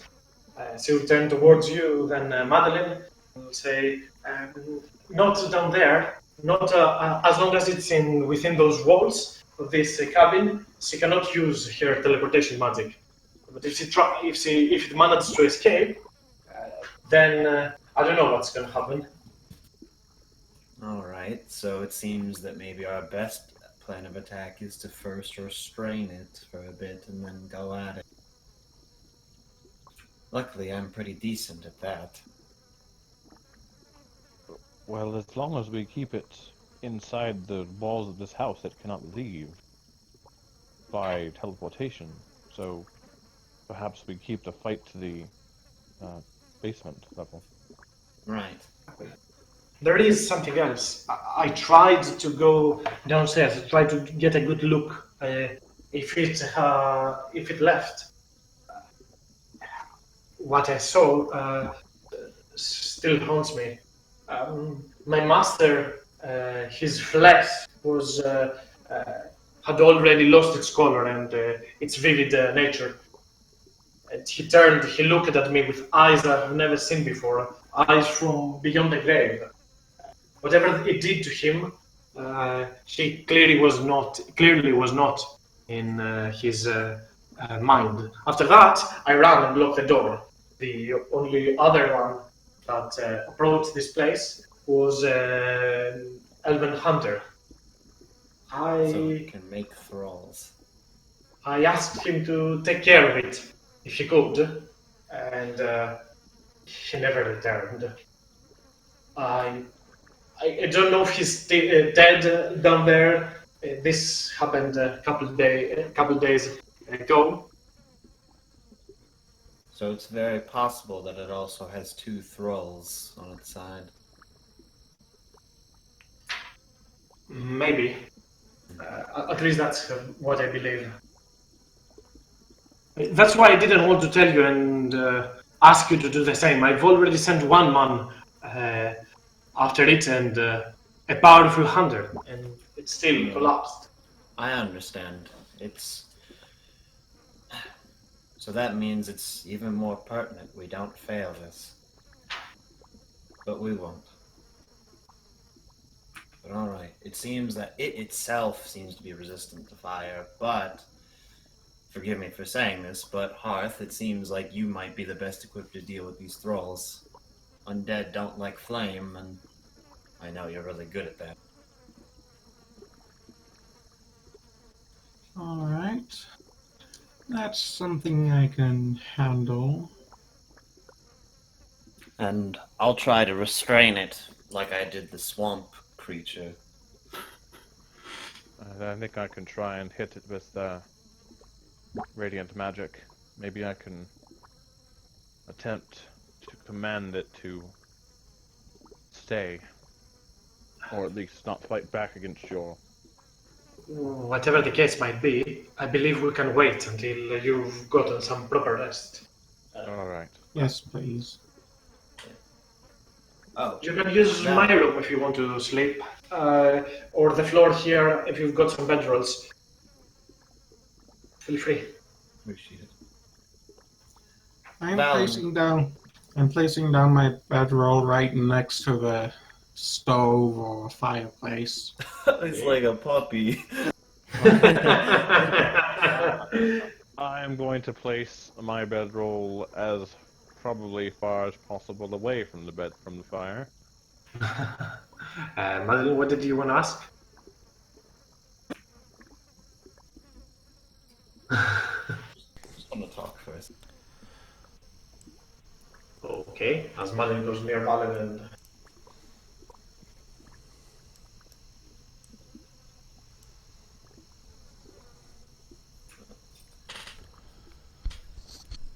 Gonna need you to blast as hard as you can tomorrow. I can do that. And I know you and Hearth like to stay at a range, so... And I'm sure Elme will as well. Just don't be afraid to save them over me. If we can't take care of it, just get out of there alive with as many as you can. I'm sure we're all gonna make it out alive. Right, but just in case. Working together, we're gonna do great. But I understand you're very noble. I don't know. It feels like the right thing to do. Besides, not gonna be if I can't get past this, I certainly can't find my sister. So, could just be another test on the way. But, again, it's appreciated, friend. Oh, Have a good night. not a problem. And with that, she'll go back inside.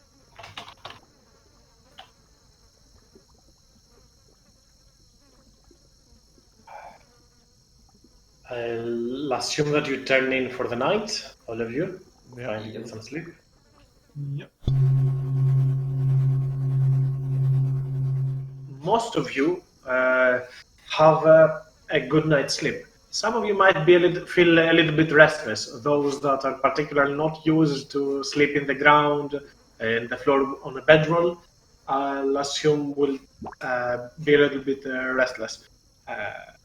I'm fine because I'm close to a fire while sleeping. And that is fine. For those that are a little bit having night terrors or whatever, I'll say Madeline at least, and Valen being those that have a innate divine connection. So the presence of undead keeps them a little bit unnerved. Same thing with Nautilus, though he's a Tempest cleric, not that much to do with the undead. They do get some power over them. In any case, if you ever wake up, you will see Elmai still studying on the notes. From time to time, you might close your eyes again, try to go back to sleep, believing that she will eventually. But again and again, she does not rest as you guys are.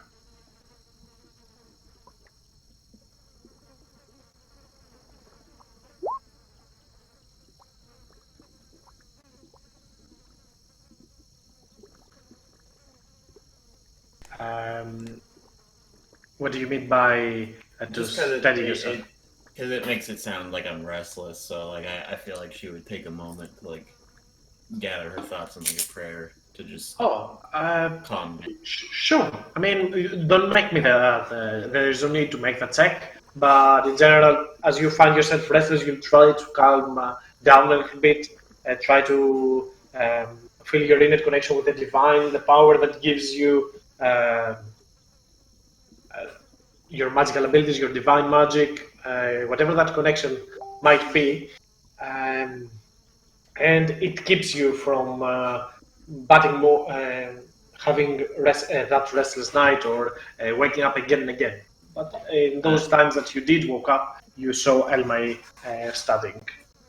I think during one of those times she would offer to just let El May join her in one of those prayers. Okay. Elmay will turn to you and say, "Oh, I've tried praying, I've tried many stuff, but I'm just, I feel it. I'm super close. I am studying my mentor's notes and I cannot figure this thing out. What was that thing? The answer is here, I'm sure." And you see that she has pulled up the pile of information from earlier on. Um, I just cannot seem to point it down to an answer. I am so close. I can feel it. I cannot sleep. I've had that for a couple of days since I started studying those notes. I understand your worry, but we know a lot about it, and maybe figuring out exactly what it is isn't necessary to fight it just yet. But if you don't mind, I'll take a quick look, see if I can maybe make sense out of it. I doubt I can, but Okay. Um, roll me an investigation, Madeline. Okay. Again, as I said earlier, there we go, actually. This looks like the notes of a madman, someone that is driven to find the answer to something, yet it eludes him um, just for a brief moment. You start reading upon those, and it starts not to consume you, but you also feel the need to delve even deeper. But you take a pause, you look around, and you find yourself in a similar state as is Elmai. And you understand that there is something going on with those notes. These are not your just hard to study or hard to delve notes. These notes have some sort of a blasphemous secret lying behind them.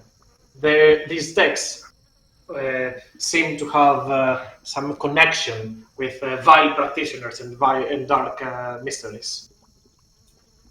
oh my, your master. Would you say his magic was more towards well, a darker side? Not really. He was a mage from the kingdom of Fanerith, as many were. A historian even, but Are all of these notes his? Or did he acquire them? most of those notes are from field trips that he took in the swamp in the early days, that he tried to unravel some of the mysteries. He always used to tell me to stay away from those vile books. He would never let me know why. I think this might be why.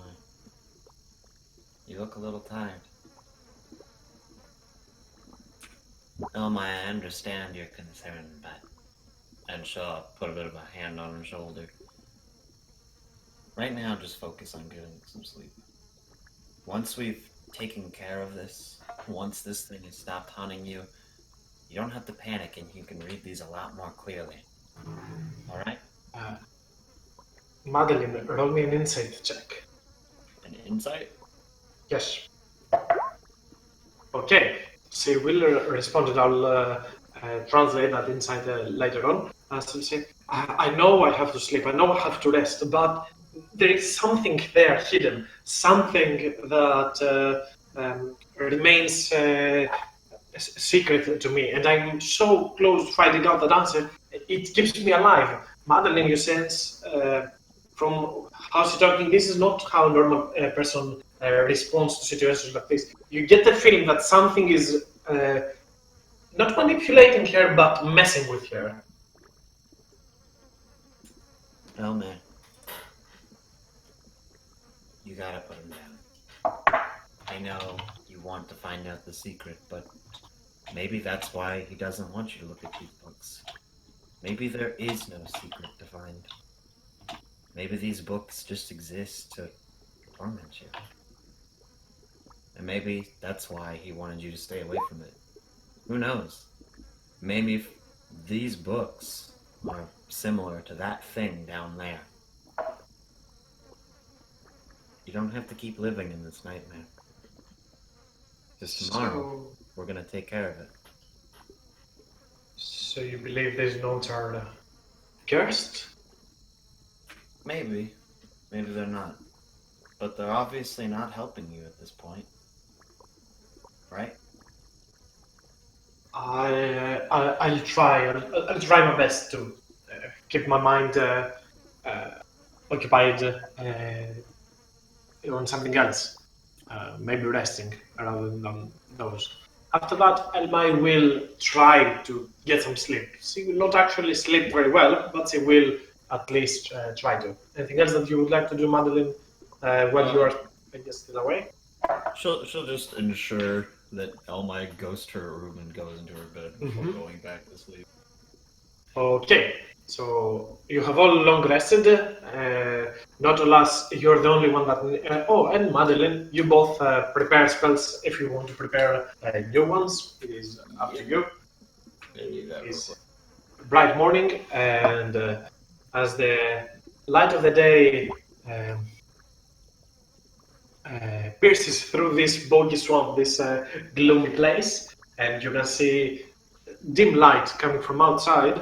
Again, this place is barricaded, so you are used to it, but you feel like you have stayed more than enough in this place. Sim will offer you something to eat as Valen goes to take a breath of fresh air in the morning. Let me And know I will I say- I am preemptively casting mage armor in preparation. Okay. And I will say, have a drink, eat something, and let me know when you're ready.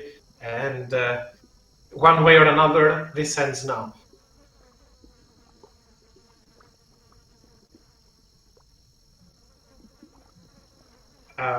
Valen, as you go outside, you can see the sun that has started to rise, but it doesn't shine that bright inside the swamp. the tall pine trees and all the nature around that surround this place makes it hard for a ray of sunshine to go through it, giving more into this dire nature of this place.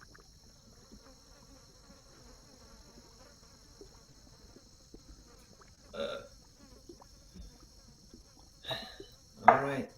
I'm ready when everyone else is. Talius, you and me in the front, as usual. Sounds like a plan.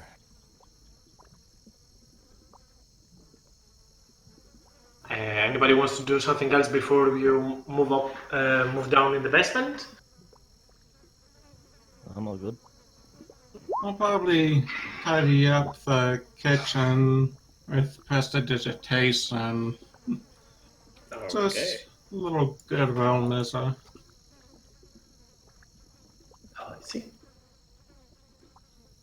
So you go downstairs, you open the trapdoor and go downstairs. You find the locked door. As I said, the key is in the keyhole waiting to be opened. And Alma will say, whenever you're ready, open it. There is light coming from that torch over here, but if you want, you can use your own spells to light up in case there is darkness behind that door. Alright. So, just because I assume that we're gonna start fighting soon, I'm gonna kind of put a hand on Talius' shoulder and be like, alright, you don't let me down now. You're becoming quite the hero. And with That is that, not my friend. on Talius, I'll cast Heroism. Oh! Nice. So that's 3 Bravery. per round. Okay, so as Talius is going to be the one that opens the door, you feel blessed with the power of Madeline. You get 3 charisma is 16, Madeline, right? Or 17, something like that. It is 16, yep. Yeah, So okay, so every turn you get 3 temporary hit points, Talius. Lovely. Yep. Yeah, they do not stack with themselves, but you can always get, if you have like 1, they go to 3, same thing. Beautiful. Okay. And, Crack open the door. and when everyone's ready. open the... Everybody, if you want to do a spell or do something else before you open the door, Hearth knows, I know that he made his armor. Anything else? You know what? I'll cast Expeditious Retreat on myself because I don't have many spells, but that's one that'll. Okay, so you can use a bonus action to take a dash. Yes. I tried And Why doesn't work for me? No. and you open the door and feel free to enter like as everybody runs inside the room a little bit. Make some steps, take some steps forward so everybody's inside. And I'll narrate what you see inside and whatnot. Stay over there. That looks like how you would enter. Inside, you see multiple corpses of small rats, the dead elven ranger over there, other rats, and in the mid of it, you see the mage, Devour, that Elmai said, as turns his attention towards you, and you see that his lower jaw is missing and his tongue is down, dropping. As I want you all to roll initiatives. Here we go.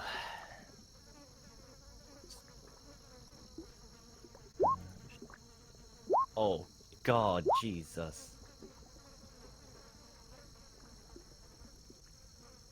Holy frijoles.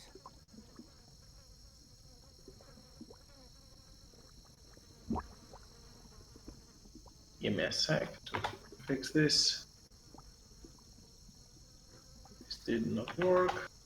Now it worked. And last one is Elmai. And I should have everyone now. Yep. Mine didn't stick for some reason. What did you roll? I ate. An 8. I'll put it on the table. Okay, should be fine now. And Hearth, as the human turns his attention towards all of you, you do not see anywhere this jellyfish-like creature that Elmai has described. And I'll change the music to something a little bit darker. Okay. I mean, the flies are pretty dark. Well, for now it's just a corpse. I'll start light with the firebolt. 13 hits. Okay, so Hearth looks around trying to find the jellyfish, looks at the corpse, and sends a firebolt its way. You strike it at the shoulder, but the creature stands still, moving closer to all of you. Anything else, Hearth? Moving a bit behind the tougher people. End my turn. And as the creature starts moving towards you, you will see as its legs twist, turn 360 degrees all around for a second, and you all look in disgust. I want everybody to make me a wisdom saving. God. As one of the as the foot made a complete swirl around. Talius, you don't have to make the save. You are immune to being frightened by. The rest of us Yes. are all frightened now. Well, thank you so much for that. Oh my god. Yeah.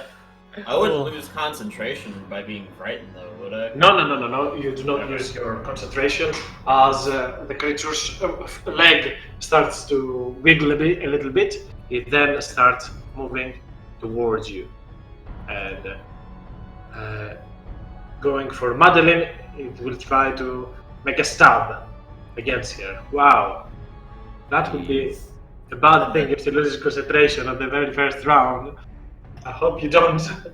Okay, you maintain it. As the creature, after it makes a swirl with its leg, starts moving towards Madeline and stabs her into the knee. As Madeline looks afraid at the monster and tries to avert her eyes from the bone that just popped.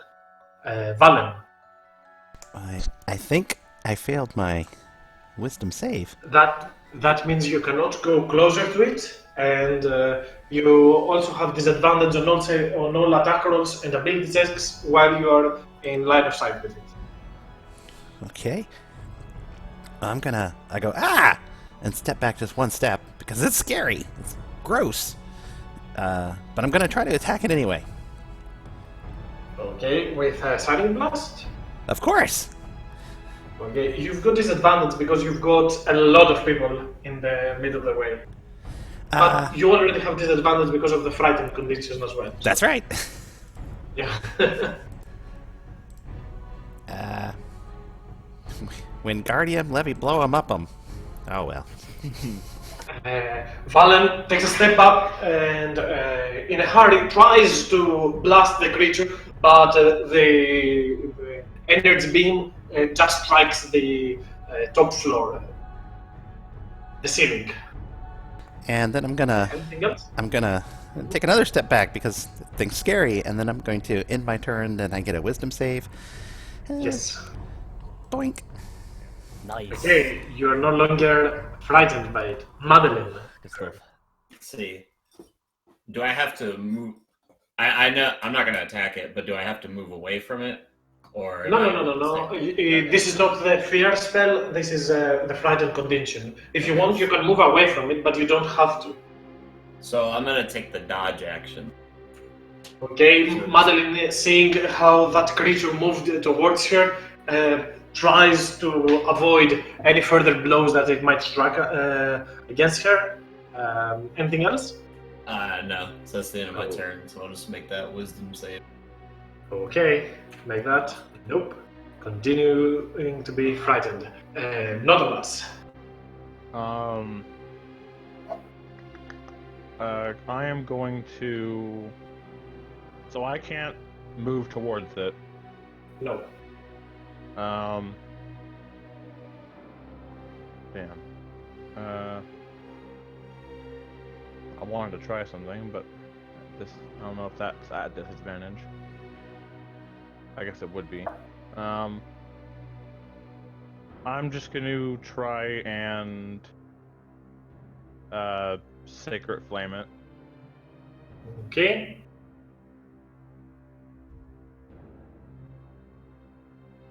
Oh, with disadvantage. 16. I mean, You don't have disadvantage because this is a saving throw, but the creature Oh. easily avoids your attack as Notolas sees the creature, closes his eyes, whispers something, an incantation, a divine incantation, and Sigil spoke right underneath the mage and try to strike him, but the creature easily moves away from this. Anything I else? guess Wanna move? I end my turn and do the saving throw, I guess. Okay. Ooh, and I make it, I think. That's a success. Yes. Nice, good Talius. Okay, I run up behind him. Oh, I'm not moving. Whoops. Hop. I will booming blade with my rapier. Hop. Too bad.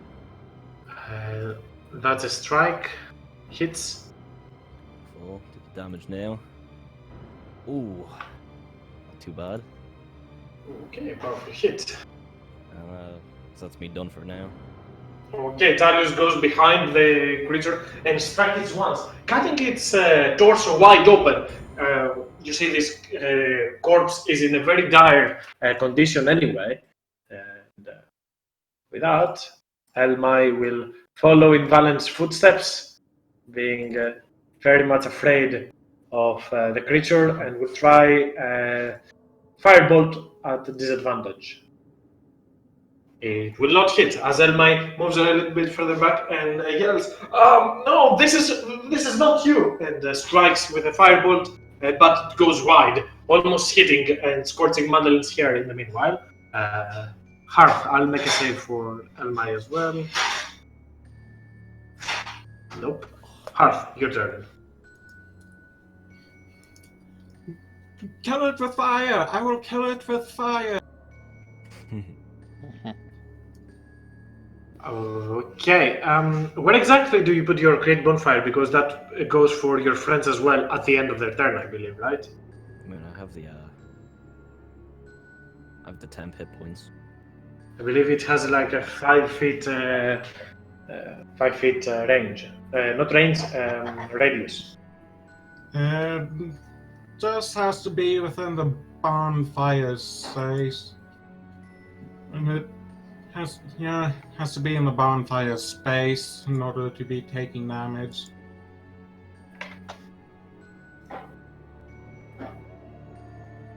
I mean, it's a 5-foot cube, so it is something like that, for example.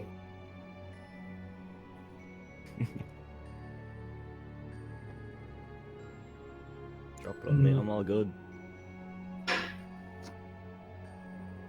I'm not sure if you wanted to do that, and use 5-foot cube would only. Something like that, for example. Hitting both the creature and Talius. Same thing, it can go the other way and hit the creature and Madeline. But seeing that both of your allies are in the vicinity, you gotta pick one of them. Also, can I have preemptively cast light before going down here? 'Cause, Sure, I'll I put it cast on a you. light spell, so there's one already active. I'll put the second one. Oh, there we go. I can see. If you're gonna insist on doing things that, move down here and firebolt. Okay.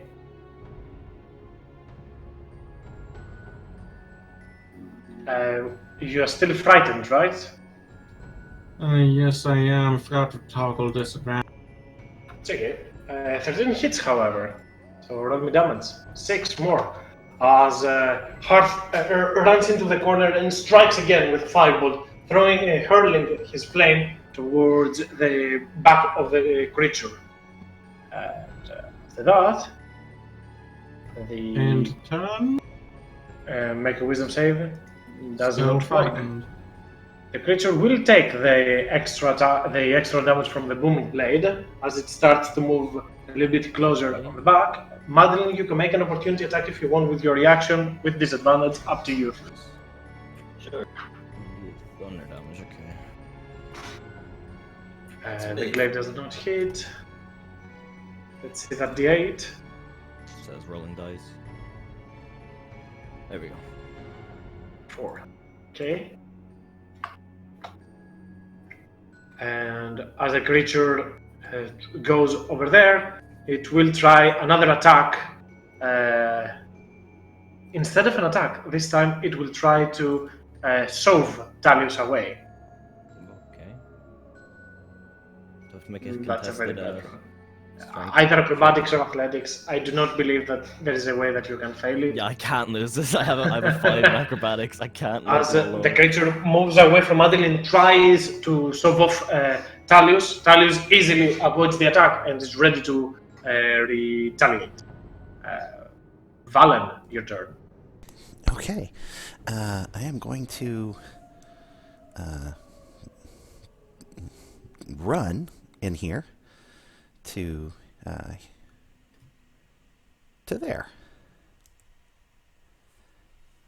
Giving me a straight line. I'm not under frightening condition. I'm going to Okay. Shining Blast him. See what I can do.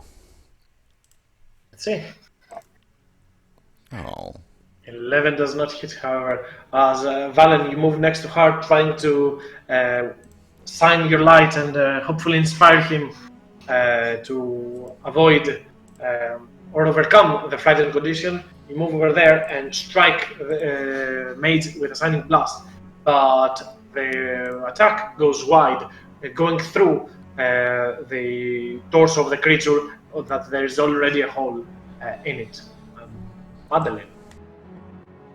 Can I spend my action trying to make another wisdom save to overcome it, or is that not something I can? That's something that you do at the end of your turn.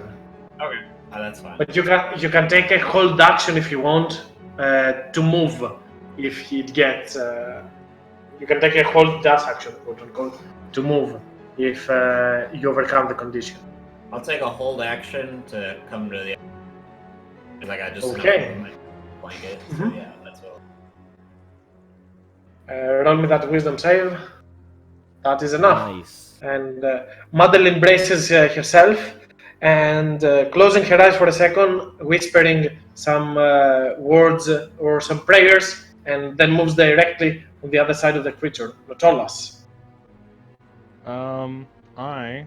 Since I've managed to break free of that fear effect, I am going to run straight for him, and then I will slam him with the warhammer. You passed the wisdom save earlier, right? Yep. Okay. How about him? Oh.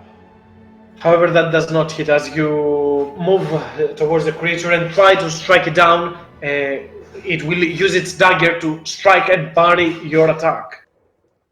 Darn. I don't think I have any other things for the bonus action, so I end my turn there. Okay, Talius.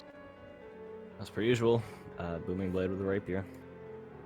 Stab. Ooh, not good. Oh no, it will not work. As Talius, you try to strike down the creature, and the attack goes wide as you hit its arm, but it was already dislocated and probably torn from earlier on. Give me a second.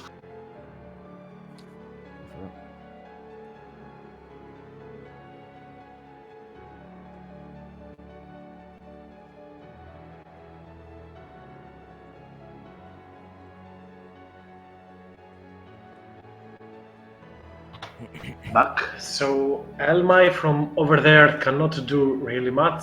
She will continue trying to firebolt and then make a wisdom save. She's still afraid. Hearth, your turn. Okay. Bonfire on me. Now you can drop a bonfire over there. this 5-foot cube if you want to. You've got an opening. Alright. I'll be at disadvantage. It's a saving throw, isn't it? So Yeah, it's a 7. Yeah, so there's no- disadvantage doesn't matter for me. Okay, let me roll a deck save. But as the flames sprout out, you only manage to char that corpse of the dead rat process as the maid drops further and avoids the attack. And you see that this creature seems to be undead, almost similar to a skeleton. It looks around you, sees that it is surrounded, and it will take its engage action, moving over there. Ooh, I Does it am take no a longer miss? frightened. Damn it. You did booming blade, but it didn't hit. Yeah, so it missed. I forgot yeah. about Okay, and Touchdown. that's the creature's turn. Valen, your turn. Okay. Let's see here. 5, 10, 15, 20, 25, 30. And I'm gonna zap the same guy I've been trying to zap this whole time. Okay. That's what it is. So today is a bad day for you guys. As again, Valen finds his courage and starts moving even further, again and again, striking at the creature. But every attack is met with a dodge from the creature. Madeline. Let's get some movement going.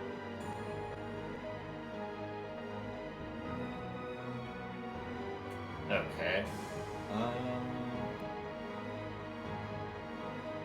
You can strike it. You've got a Yeah. 10 feet reach. Yep. Well, because I'm thinking, because it's undead and we were told that it's able to raise them, so I'm gonna preempt.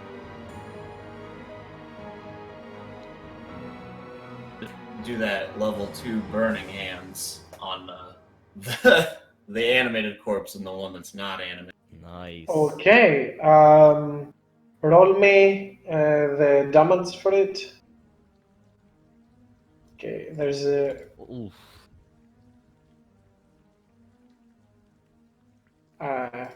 It suffers all of it actually. And so as you move forward and open your arm, fire sprouts from it, and the corpse is charred into cinders. As it drops down, a translucent jellyfish creature appears from as it leaves the corpse of the mage, the mentor of Elmai. This creature moves right out of the corpse, looks at you, and tells you, "You will find doom. I will not be contained." This is telepathy. You all hear this. And Madeline, anything else? Did it burn up the other corpse as well? It started burning. There's a hefty amount of hit points in the other corpse. Gotcha. That's my turn then. Okay, Nautilus. I am going to move. Let's see what I got here. 1, 2, 3. There, I guess, and then I will cast Guiding Bolt at first level. Okay.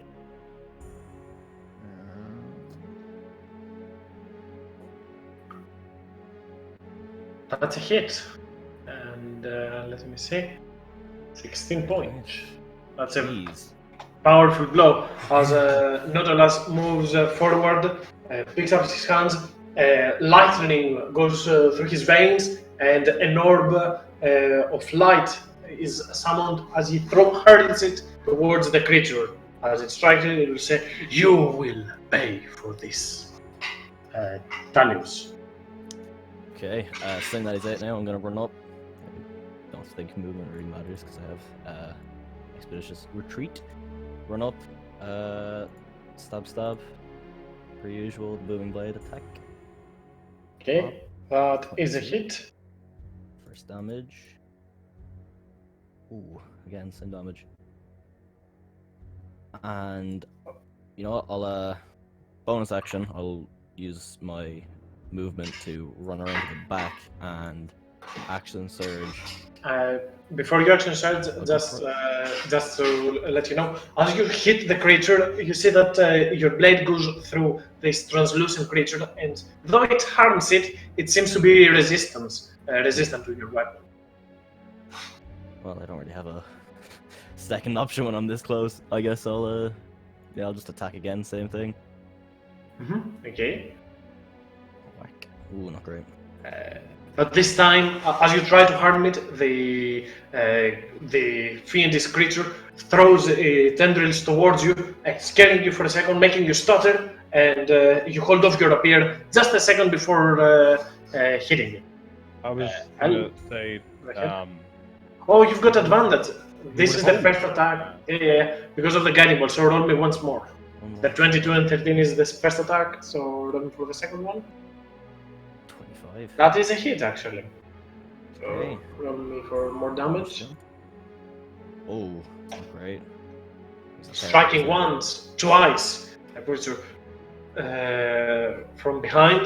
That's actually right. Yep. That's true. Elmai will take a hold action dash since she cannot see the creature from where she stands, and she is afraid of it. So, yep, that's her turn. Hearth, your turn. Let's see, 5, 10, 15, 20, 25, 30.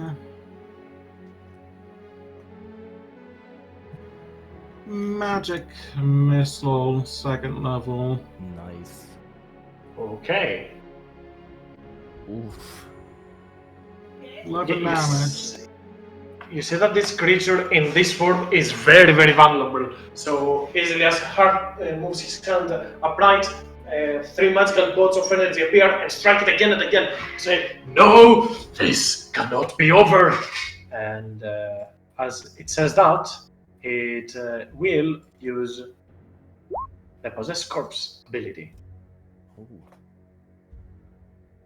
And as it does that, the ranger, the hunter that you saw earlier on, carrying scorched marks from hitting Madeline, no, because it is within reach. It did not move, Damn it. actually. If Damn it it. was So close. it is again. I checked it if it was in the space that it occupies or something like that.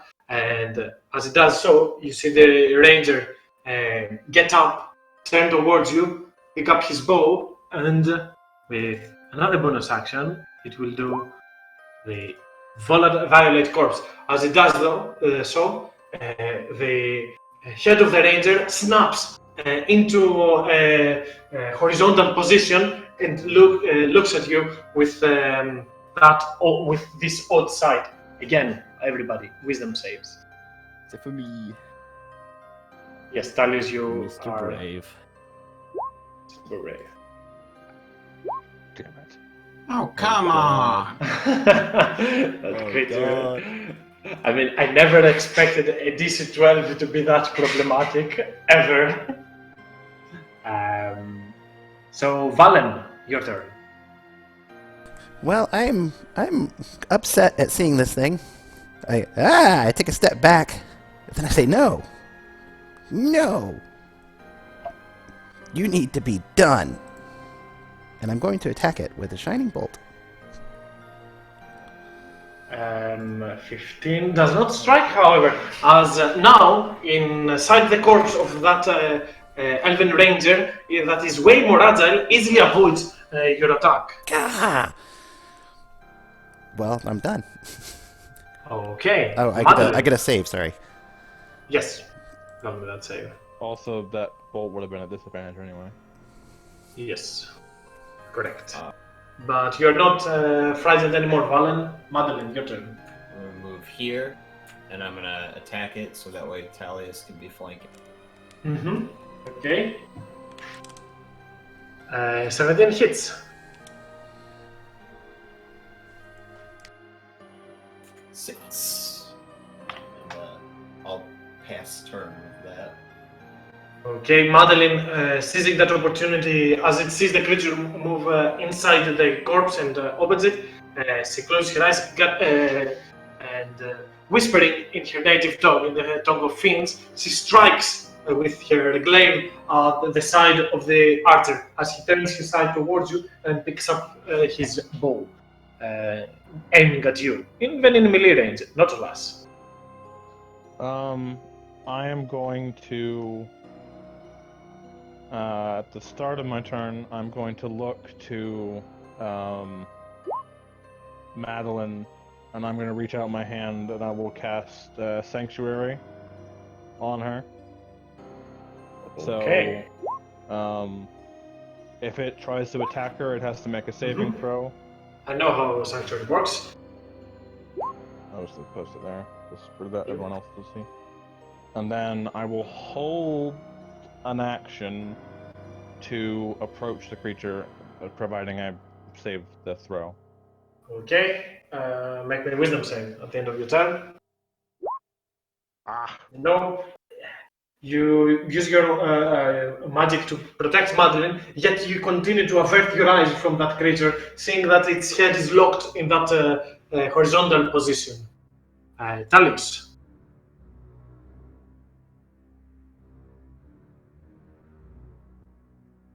Talius? Sorry, my bad. I didn't even know I was muted. Yeah, as per usual. Rapier attack, booming blade.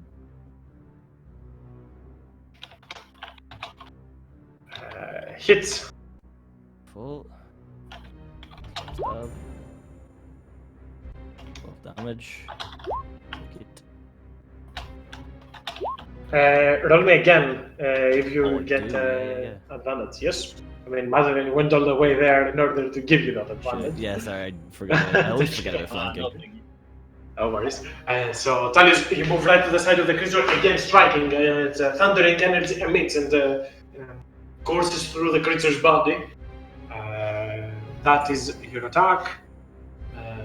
The Elmai will make an attack with her Firebolt.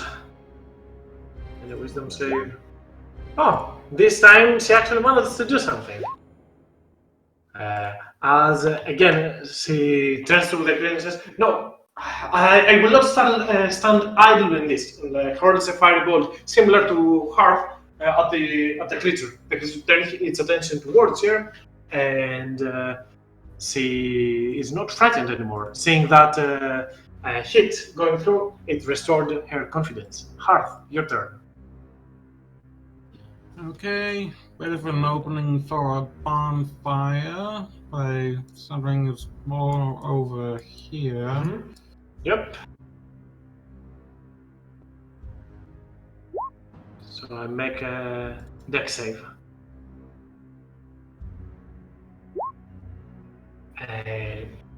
Hearth again sees an opening, tries to avert his eyes from the creature, turns back and spawns a flame underneath the creature. The creature though tumbles and makes a high jump, landing on its feet again, only to be followed by a movement towards you. The creature moves over here. I am so frightened, dang it. Yes. Talius, you can make an attack of opportunity. One, roll me thundering damage 2. And third, Madeline, you can make an attack of opportunity. But if you do so, you lose Sanctuary. No dueling. I'd made that roll. Oh, I lose Sanctuary if I Yes, if you attack, you lose Sanctuary. spell that effect. Oh, okay. Yeah, there's not much else I can do. Okay, Sanctuary is off. Dang. And as the creature moves over there, it takes 7 damage from the booming blade. Still healthy not. And moving over there, it will try to make 2 attacks with its longbow. As one of those goes to Elmai, and the second one goes to Talius that has been the main problem for him. So a 15 for Talius. Yeah, it's a hit. It's a 15. Okay, that is for Elmai. See, I'll put her health to be able to be seen, and for you, Talius, you suffer 7. 7, so 3. You lose a 3, 4 in total. Make me a con save for your expeditions retreat. Oh, god damn. Expeditions retreat is off. As the creature agilely moves over there, strikes one at Elmai, then at Talius. You will not hold me prisoner anymore, it says. Valen, your turn. I'm gonna try to hold him prisoner some more. I'm gonna try a shining blast. For his, I'm not frightened, so for Zapple.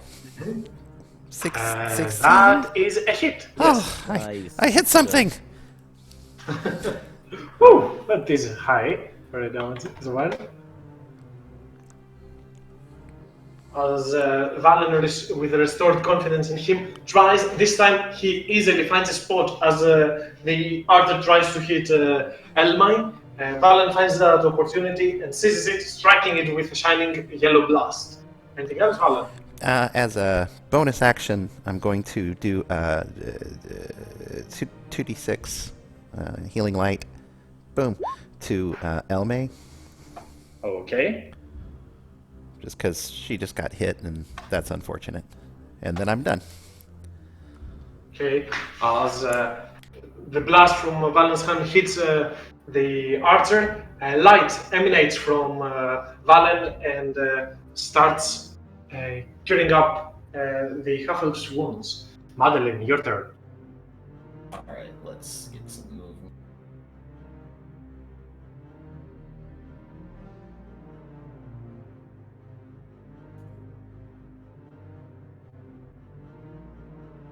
Sure.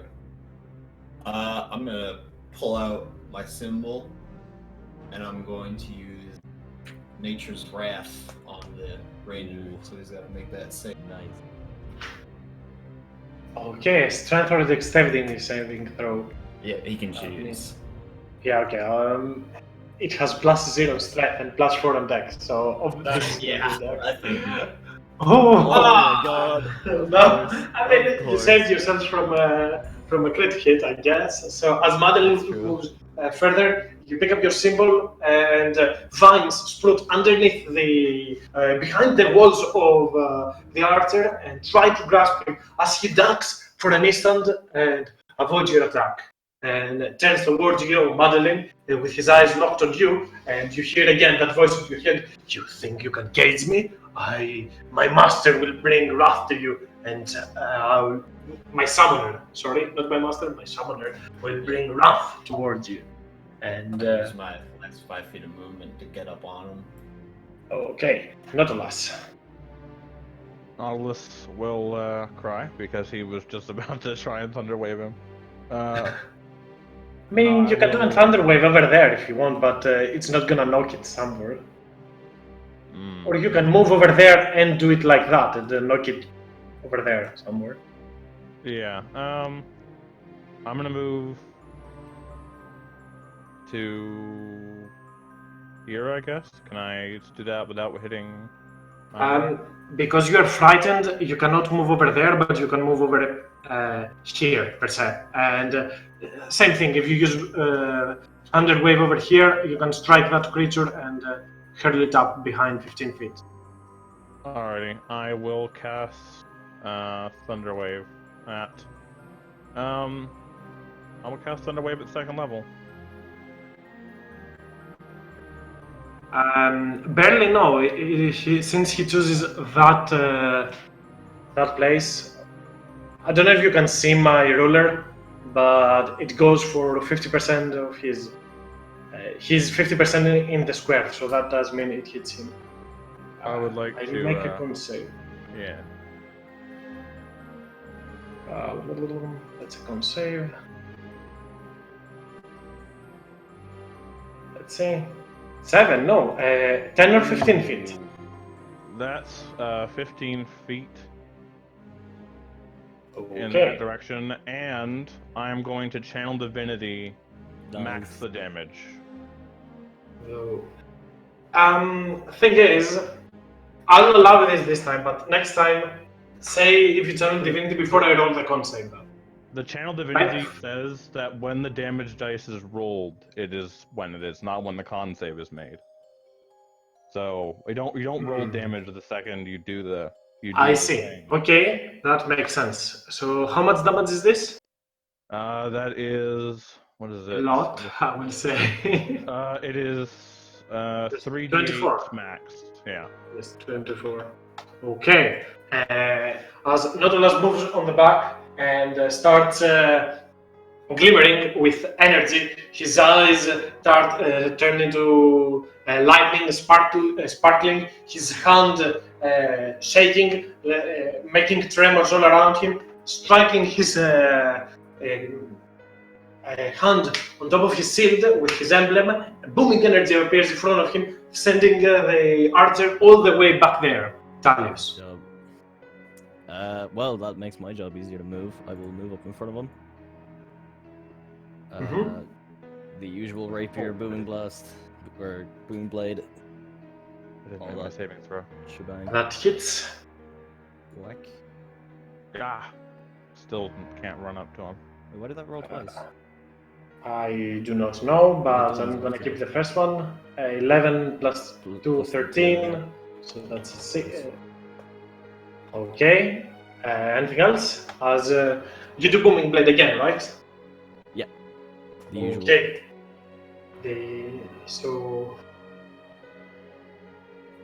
You strike it at the feet as it's dropped back from Nautilus Thunder Wave. You move to the side and strike once with your spear into the knee of the creature.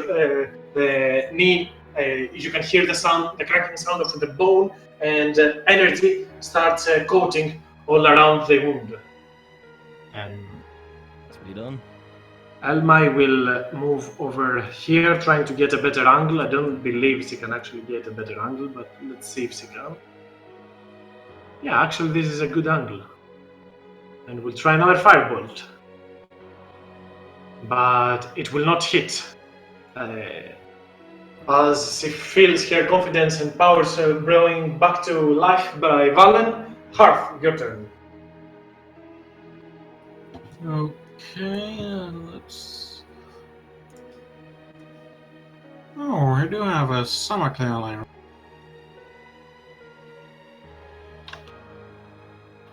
Yikes. This thing is very agile. Don't think I'll get it with bonfire, so go ahead with firebolt. 7 clearly doesn't hit. Okay. Hearth, from above the table, you try again to avert your eyes. It is hideous to look against this creature and try to strike it down, but your attack goes wide, and the ranger uses his coat block your scorching flame. I will Make a wisdom save. move down here and go prone. It'll have disadvantage at ranged attacks against.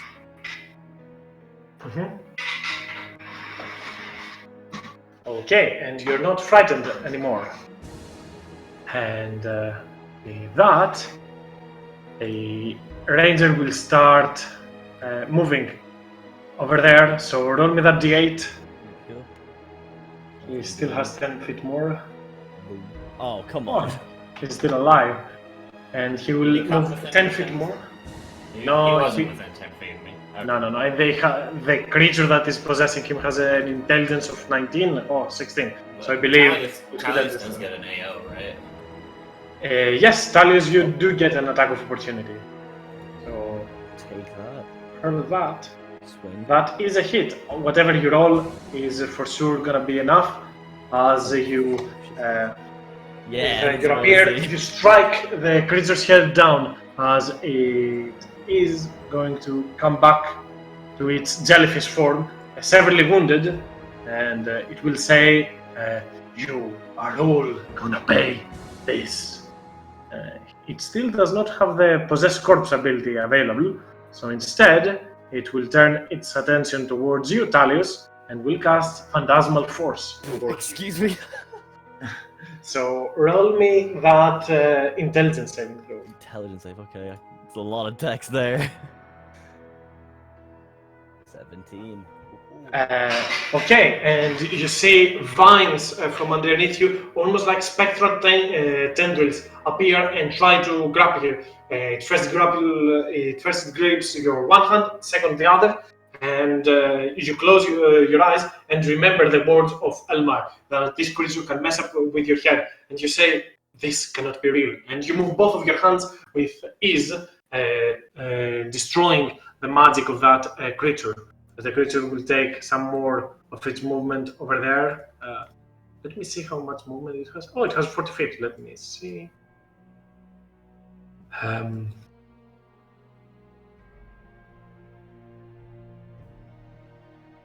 You know what? Instead, it will move over here. Madeline, you can have an opportunity attack. Since you see, as the creature tries to beguile Talius, 16 hits. Roll me damage. Getting smite. You can. It reaction. It's not your turn again. So, and add an extra d8 for this is a fiend. Ooh. Not much. Man. Okay, so Madeline strikes at the creature as you give it some extra momentum as it moves and tries to run. I will get out of this prison, and you will all pay for this. I will say with telepathy again. And the creature is in dire state. Valen, your turn. Doesn't Valen also get an attack of opportunity? It has not left your reach yet. It's still on in your reach. No worries. So, Valen says, "No, you're not." Steps over and closes the door. That will mean that you get an attack of opportunity, right? Hold on, he was here. I'll go right there, and he doesn't. Okay. Can I reach sure, the door from there? I'm okay with that. I've made a pretty big door. I don't believe any door is 10 feet wide, but sure, I'm okay with that. Okay. You move over there. Though, the thing is, I'll let you decide to make it fair. If you go over there, you have to use your action to shut the door down. If you go over here or here, it's a free action. It's an object interaction. Okay, then I'll go ahead and do that. I'll just drop to right there. Okay. And use Do the you free want to action. take disengage to not get an opportunity attack, or you will suffer the opportunity attack? I'll suffer. Okay. I'm literally like, it's racing past me, and I go, "No, you don't!" And I run past it. I see. You suffer how much? 18 necrotic. Wow, that's a pretty big roll. 7 and 7. Wow. Yep. So as you try to move, no! It sends its tendrils towards you, grabbing you in the foot as you feel life coming right out of you. But you manage to close the door, and that creature is pissed. You do have a bonus action if you want, Valen. I thought you said if I stepped over there, it would be a free action. There's a full action. They did say it'd be free. Oh yeah. I forgot. I was thinking about a bonus action. Well, that's okay. And I'm not frightened. And I'm not. Yeah, I'm Just not. for a sec, you also suffer 2 extra points of damage because it says if the target is a creature, its hit point maximum is also reduced by 2. I don't know. Is that extra damage, or is it just his maximum? It's just maximum. Yes, your maximum. So he wouldn't take 2 extra damage as maximum. No. Only his maximum. Yeah. Which Okay. really, I really dislike that. But I'm gonna try to hit him with everything I've got. I'm gonna try.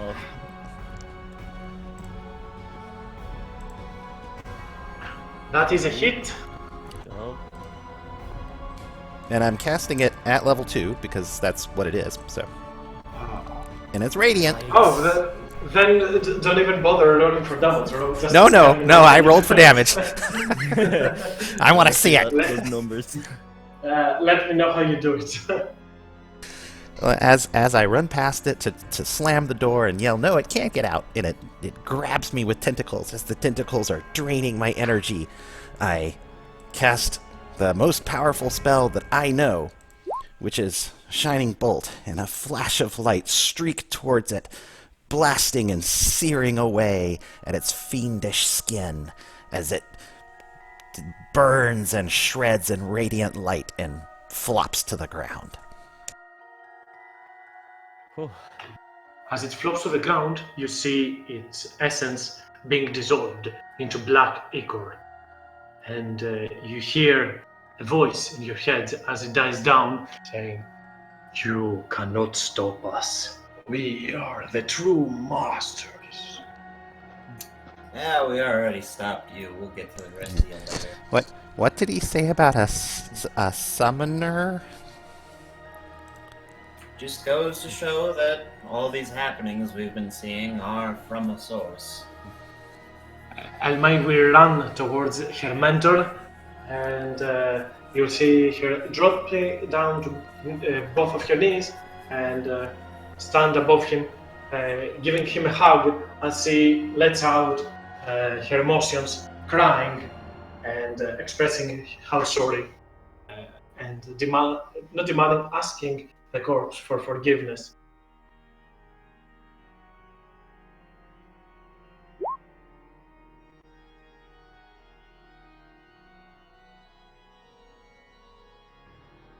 You have a moment to yourselves. I mean, whenever you do a short rest, I believe, yes, the reduction only lasts until you complete the short rest or long rest. I'll Yes. assume you will complete, so feel free to get those 2 extra hit points back. At some point, whenever I get a short rest, I'll. Yeah. You heal for 10, and Madeline will be like, I gotta say, you weren't kidding about blasting as hard as you could.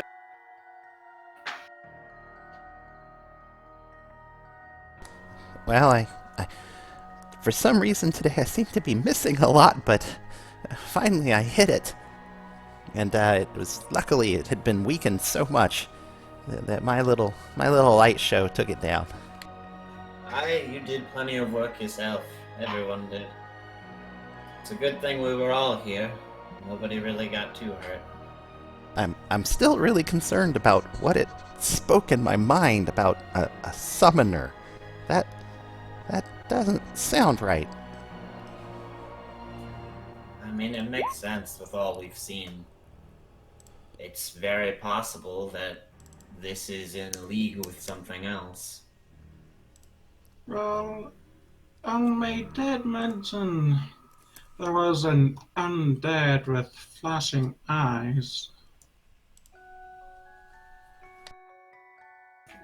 It might have been As, another corpse possessed, but As Hearth says that, Almay will stop doing what she was already doing and will turn to Hearth and say, "Yes, bro, that is true. It didn't look like these corpses. It had a simmering light in it. That probably is its master. Its summoner, not master."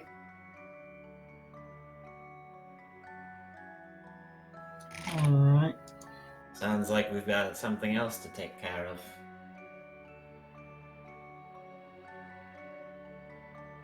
I remember when I saw where I saw that creature.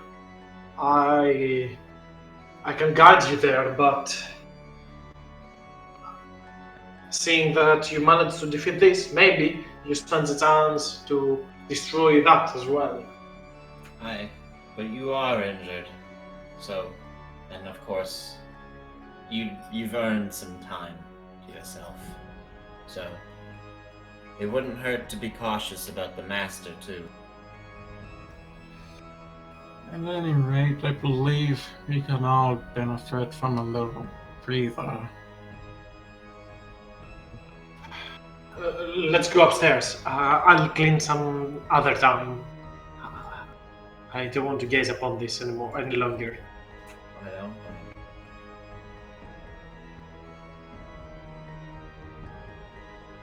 You return back up.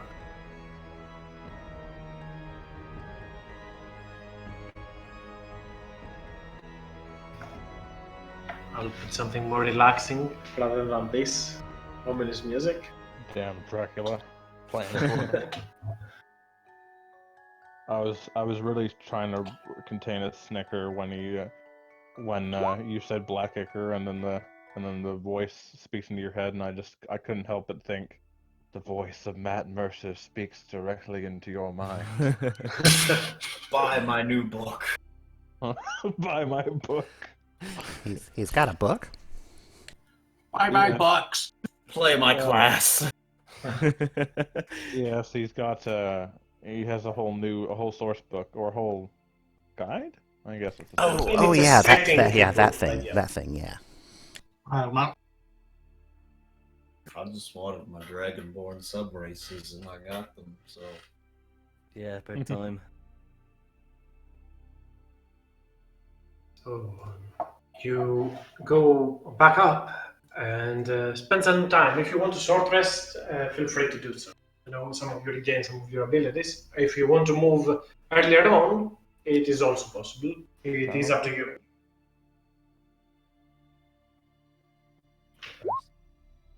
I'll probably take a short rest.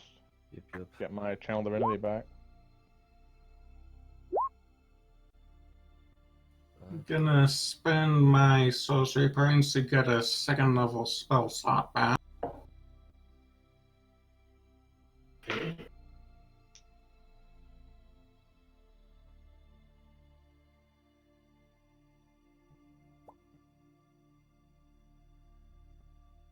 You guys have a lot of force damage. A lot of force damage. I didn't even use spiritual weapon. I was thinking about it, but it was on my list of things to smack that thing with.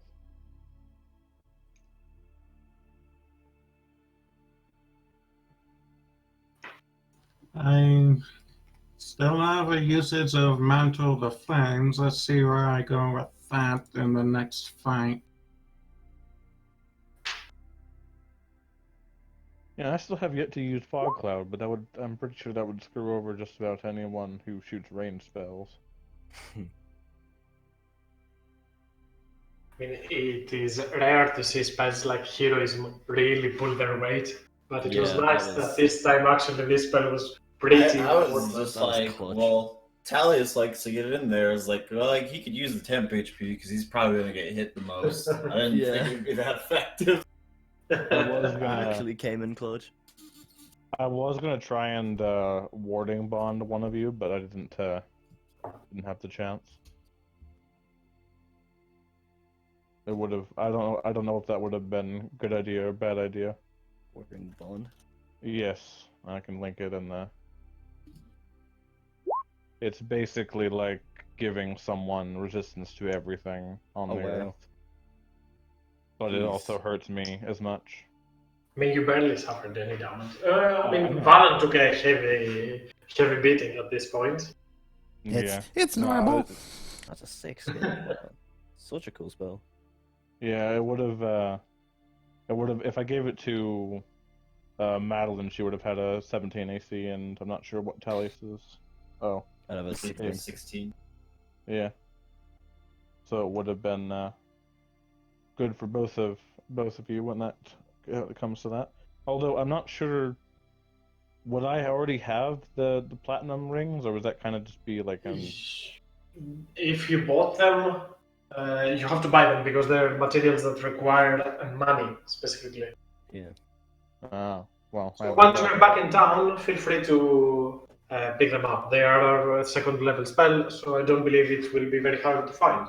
in Well, other I ways. also don't have any gold. You're all poor. That's the Hopefully, thing. you will end up finding some along your way. Once you're back, Elmay will say, I did not believe, after that hunter fell, I did not believe it was possible to get rid of that creature. You seem to be surprise me again and again. Prove me wrong. Maybe you can be the ones that help me make sense of those notes. They all of the night I tried to stay away from them, as you said, Madeline. But again and again, I find myself drawing towards them. That sounds like a magical attraction. Hmm. I guess I can't change my spells in the short rest, can I? Nope. Damn.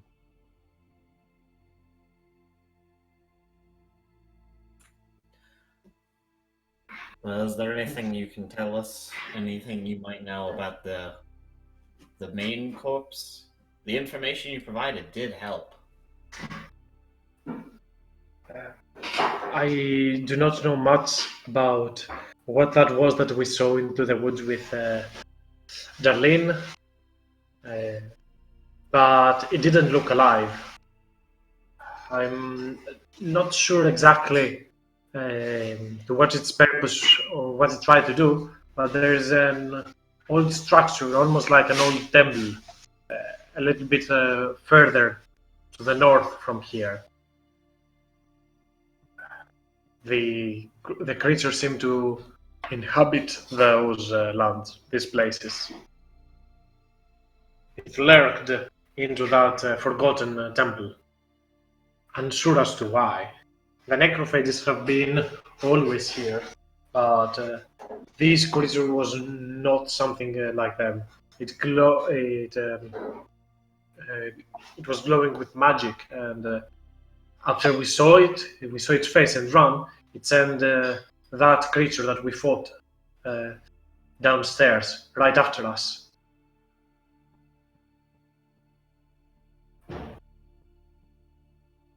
Hmm.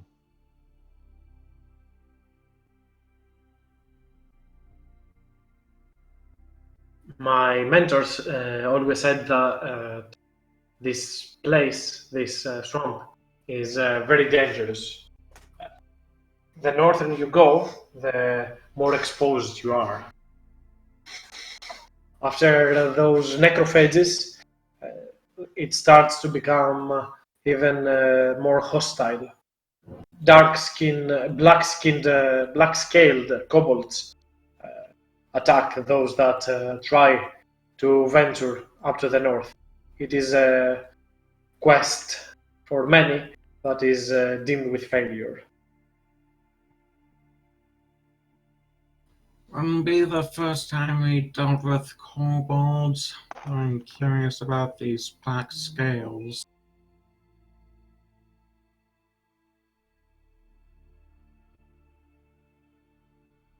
There are rumors, at least through some notes of my mentor. Zagada pulled some books and goes right below the dragon wyrmling's head, and she puts some of the pages right below it, almost like she's showcasing. An old dragon, black dragon, lived in this quagmire. If these kobolds exist, then they certainly serve him.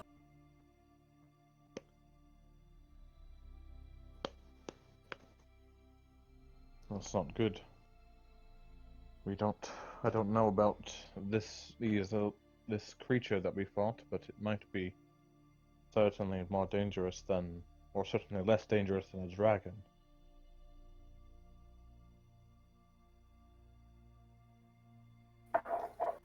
Hearth, you said earlier on that these creatures are the old inhabitants of the abyss, correct? The oldest of them, populous, some of them are even older than the gods. Maybe one of those runic writings on the trees was referring to them. And she'll kind of take out the notes that you have, and she will point towards this one.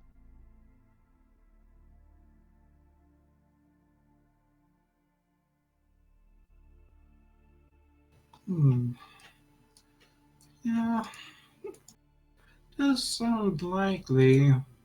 After the more modern demons overthrew the ortholiths, they would be very interested in regaining control. You seem to know more than me. Maybe you can make something out of these notes as well. If you are leaving soon, if you want me, I can guide you over there, but I would much rather stay here, clear of this mess, and stay away from that creature. You've helped me more than enough, so I will leave it up to you to decide.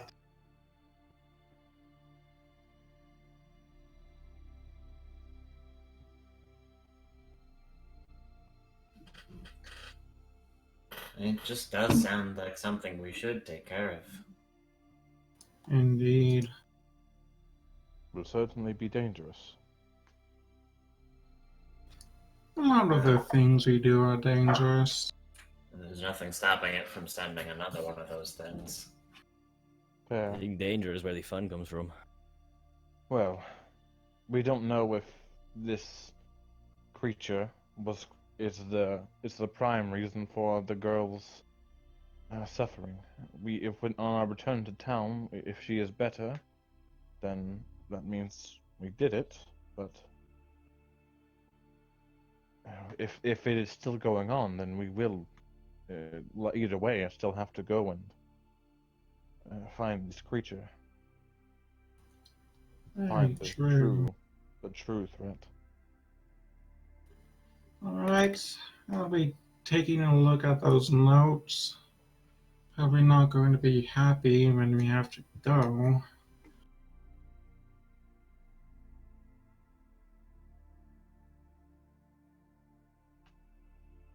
So, what sort of check would I have to make more sense of those notes since I already. You would also need to spend quite some time in order to find some meaning on those. So during a long rest, I will allow you to make tanks whenever you put some time reading them into a long rest, if that's fine. Alright.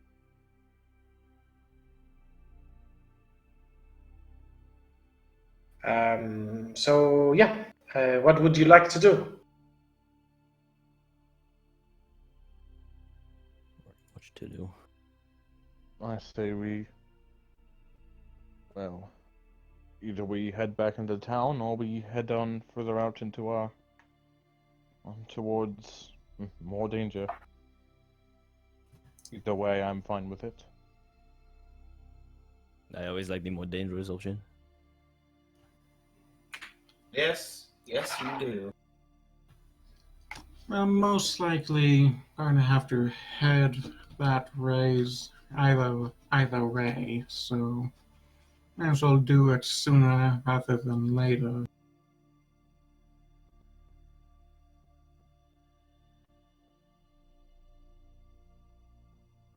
Come again, Hearth? Sorry. We'll probably be heading that ways at some point anyways. Better sooner than later. Mm-hmm. But it was Say- out of the way. If you leave right now, you should be there by dusk. If nothing stops you or prevents you on your journey.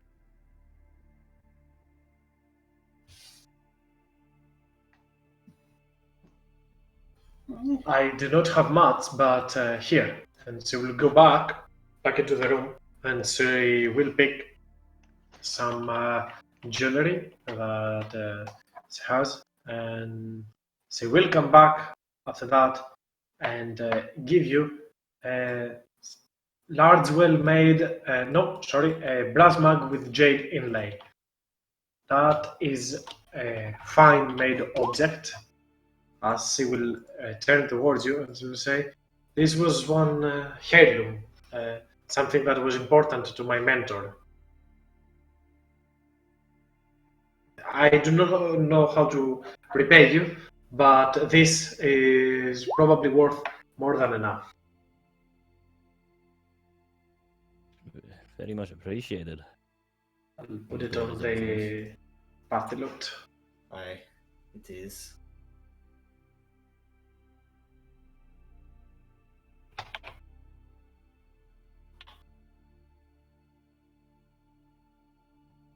Are you leaving for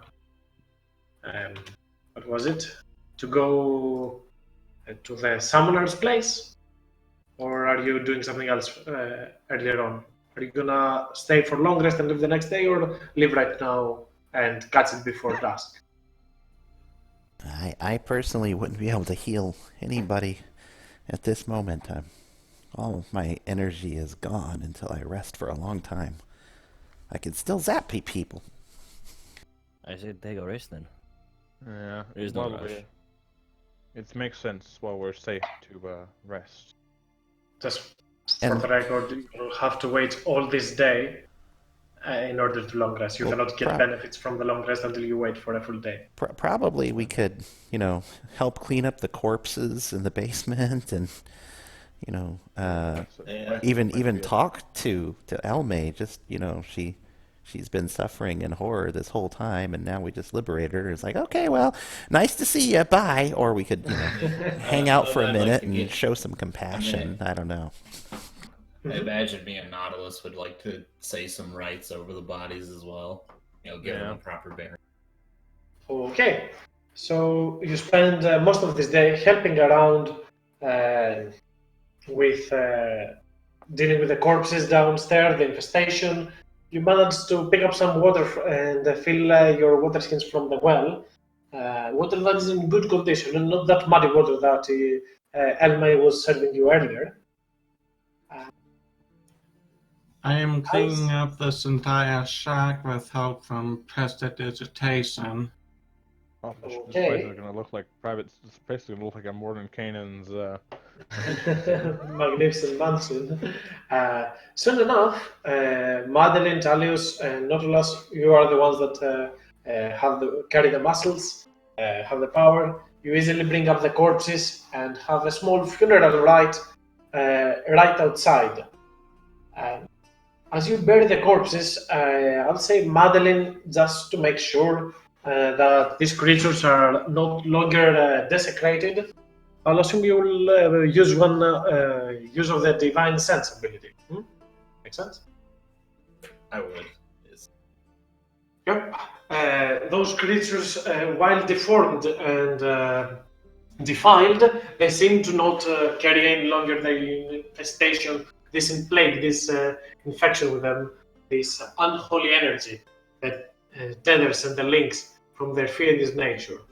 Though, as you do that, you feel a strong undead presence coming from the notes that Hearth has on him.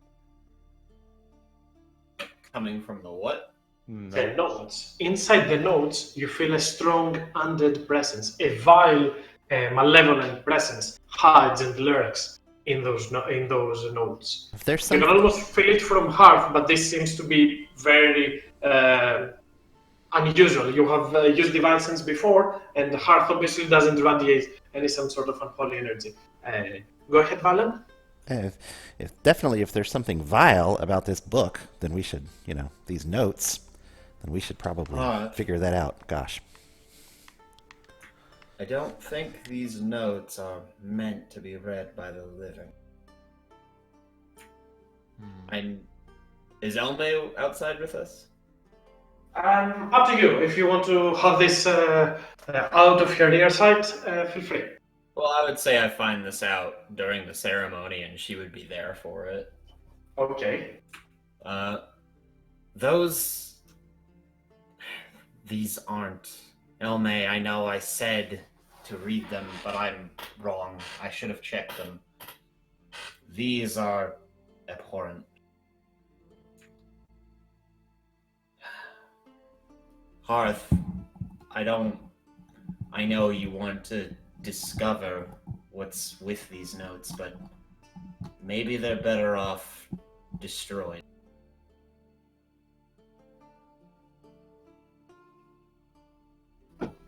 The notes themselves have some sort of undead presence.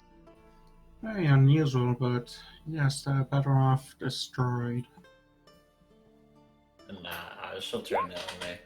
I'm very sorry, but I know it seems odd that just after we take care of that, we're asking you to destroy these, and I know they're important to you. They belong to your master, but I think this goes to why he said not to read them. I honestly think, I trust that you won't read them, but if something were to happen to you, I don't want these to be in anybody's hands. So, what do you propose?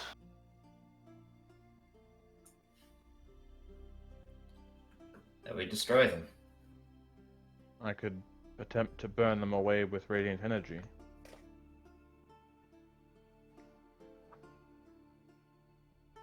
If it is undead or necrotic, it should at least prove. They to are be your notes, so I won't force it, Alme, if you really wish to keep them, but I highly advise getting rid of them. Roll me persuasion. Can I help, considering that I'm also kind of cleric? Sure, I'll give advantage to Madeline on that. I mean, you have already lowered her DC by providing a service, and having that, the words of a cleric coming from your side, that makes total sense for Elmai.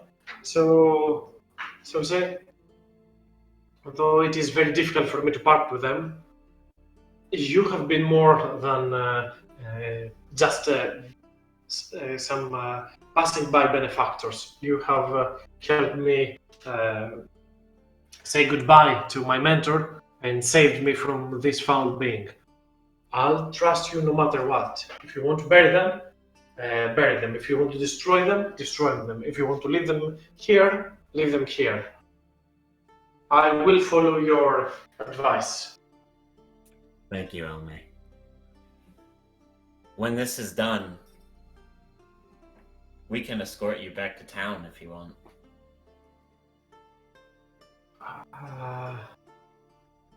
I'm not sure yet. Okay. That's fine. Maybe after some time has passed. That's fine. We'll come back then. Or at least I will. But yes, Nautilus, Hearth, Valen, I think it's best we get rid of these. For good. Alright. Would it be best to do this outside so that we don't Right. release any sort of potentially bad energy in here? Mm-hmm. I'll use my Sacred Flame on it. Okay, so you all go outside. Hearth, Valen, Talius, Nautilus, Madeline.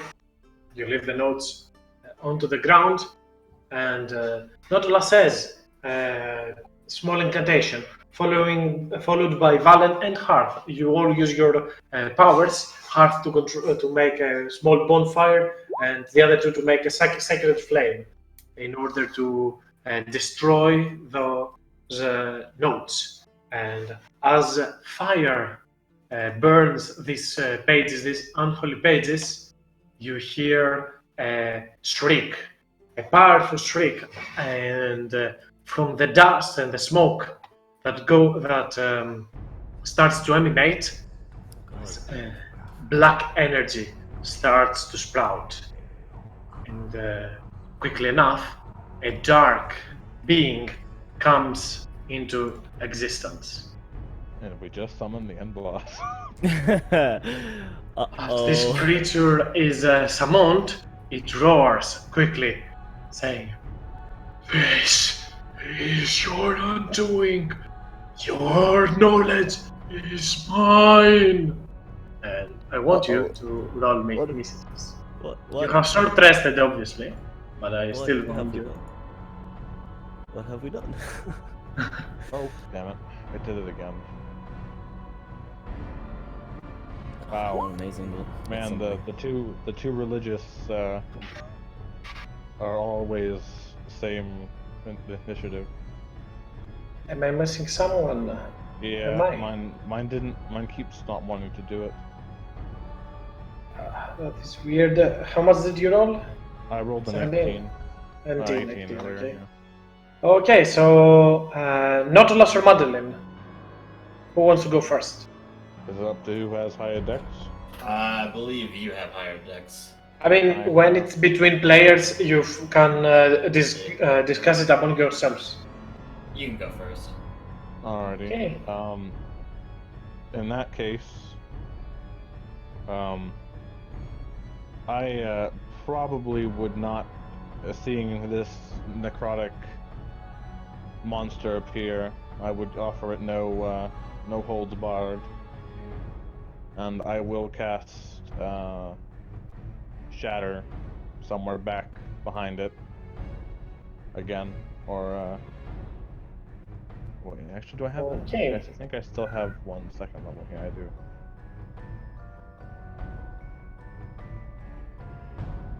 So I would like to use my thing, but Let me roll for that con save.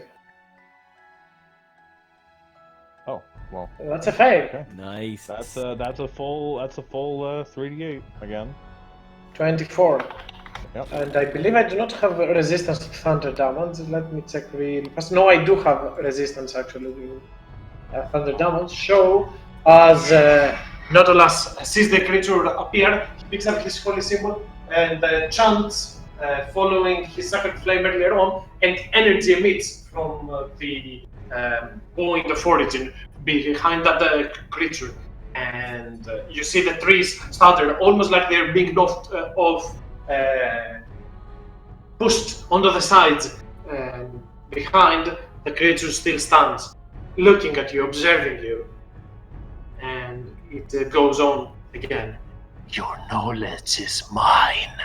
I'll take it all. Madeline. Let's move up to the side so I can get Talius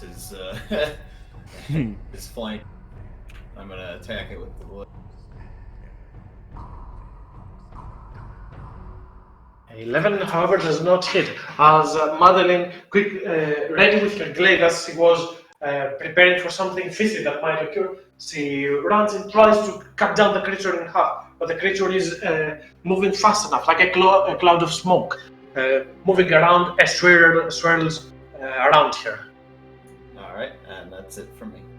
Hearth. Okay. Gonna go with the classic firebolt.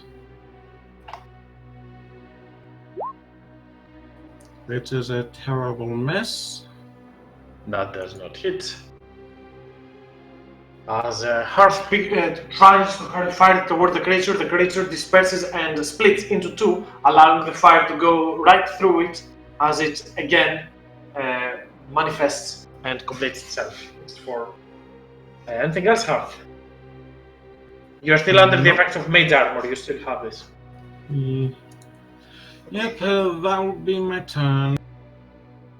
Valen. Okay, I'm going to run way over here. Yeah. Right there. And then I'm going to Shining Blast him. In a minute. I'm gonna try. For Zapple! Nice. That's a I'm hit. telling you, the sound effects. The sound effects always work. Yep, sound effects. Found it. Yeah, not too much damage. You But it's- turn towards the creature and fire a shining blast, striking at it as its head twists and turns towards you, Valen. Oh, maybe that was a bad thing I just did. I'm done. Elme, being afraid, will take a dodge action on this turn and will take a step onto, well, over here, I would assume. Try to go to her inside. Talus. Okay. As per usual, run up, hit him with the booming blade rapier attack. Stab. A roll. You've got advantage, yes. Just I didn't roll. I don't know why. Again. I think it's lagging. Yeah, nothing's popping up for me.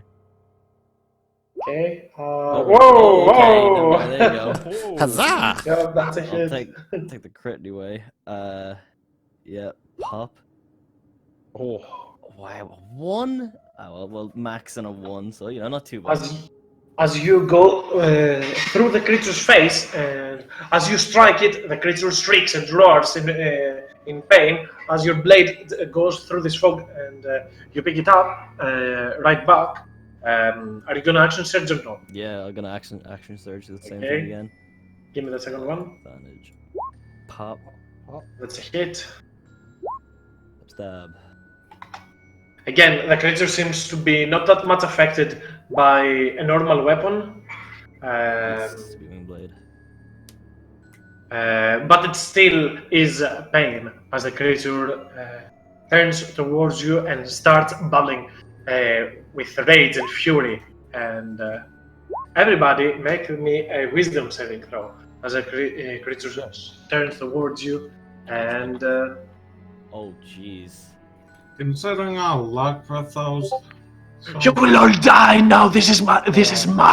This is my notes. How dare you defile me? As it starts quickly to bubble. Whoever rolled above a 14 suffers only 7 points of psychic damage. Else, you suffer 15 and you are stunned. Oh my god. And I have to roll for Elmai as well. It's 15.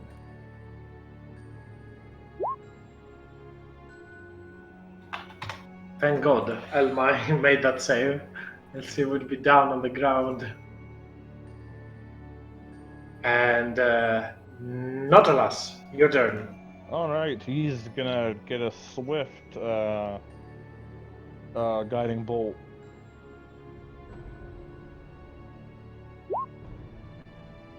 Ah. That does not hit, however. Nope. As Nautilus, hearing the creature bubble, he tries to stop its rapid and erratic whispering by hurling a bolt of energy. However, the Alip swirls around Talius and makes it almost impossible to hit. Anything else, Nautilus? I already cast. I will use my movement to move up to him. Is there any way I can get flanking on the next attack, or? Yeah, I mean, you go to Talius Square, you attack, and back here. So. Alrighty. Madeline, your turn.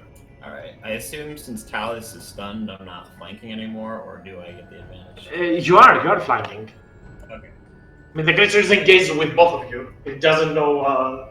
All of this happened at the same time, so. Ooh. Could be mud. That's a hit. Ooh, roll me that smite. Slashing. Oh. Roll me 1d8 extra. This is an undead creature. That's nice.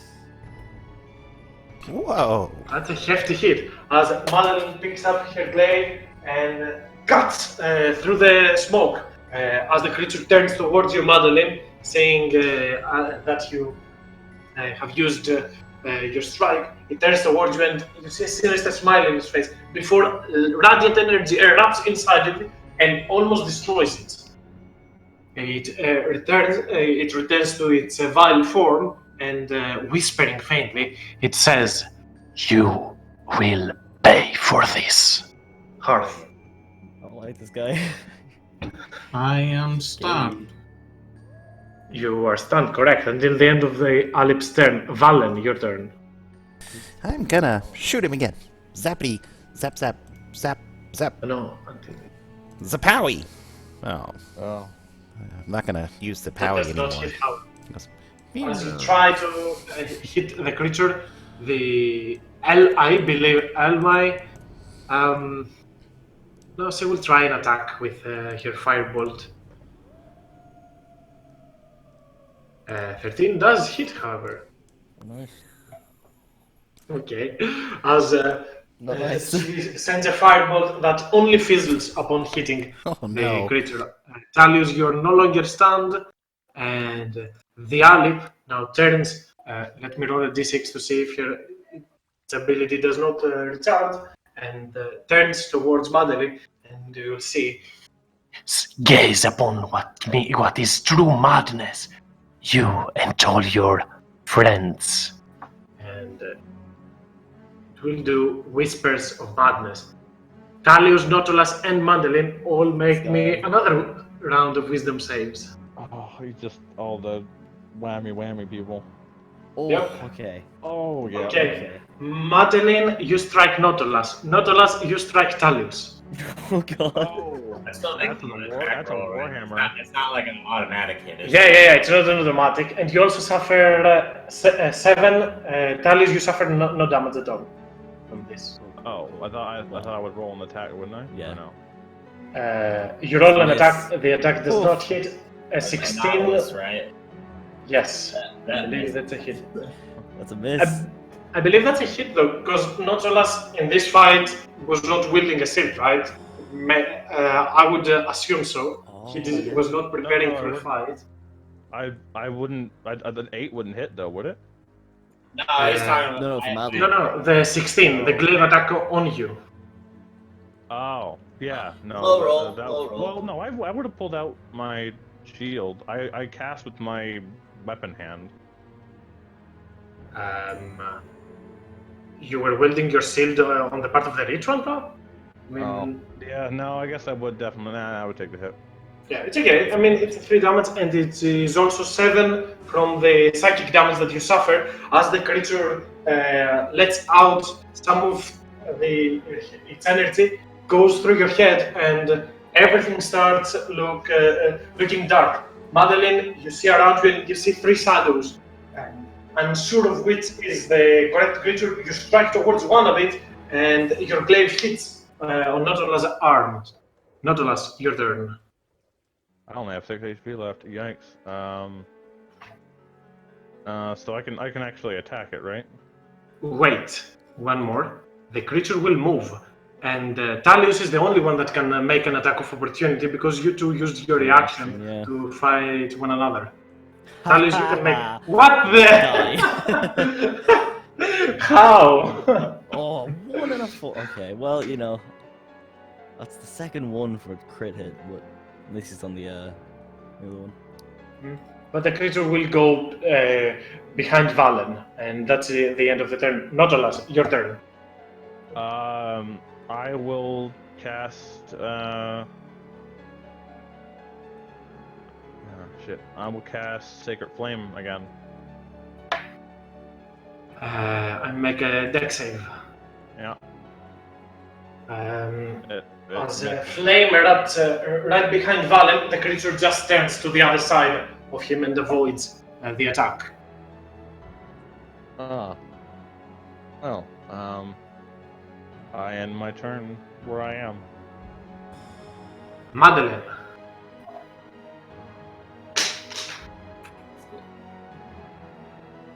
Oh yeah, that's glaive. Actually, can I free action put my shield on?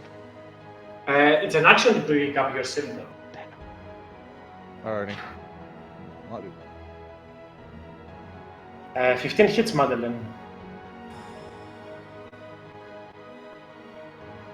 Again, trying to hack and slash through that creature that its incorporeal form almost allows it to absorb your hits like they're only slaps. Alright, and that's it from me. Harth, your turn. Okay. Moving right up. I just speak up and say, stay dead this time. And magic missile second level. That's nice. 13. That is a lot of damage, 5. though. Oh god. Okay, as Harth raises his hand, 4 glowing missiles, yellow missiles appear and all strike at the creature at the same time. The creature is close to being destroyed. As it mumbles once again, I cannot die. The knowledge that I've got is that I will take from you. Valen, your turn. I do not like these words of darkness that it speaks. So I speak a word of radiance. Nice. It's not an And attack roll. I it's know. a I con had it set up. save. I had it set Yeah. up. Sorry, but there. It's okay, it's okay. We're still cool though, don't worry. Is it? I saw that 23 and I was like, wait, there's no way it does 23 points of damage, right? I'm not sure how to make it appear though. Okay, so Everything. 17 is enough. It's, you change it from an attack to spell card. But again, Valen, if you want to move, you can move though.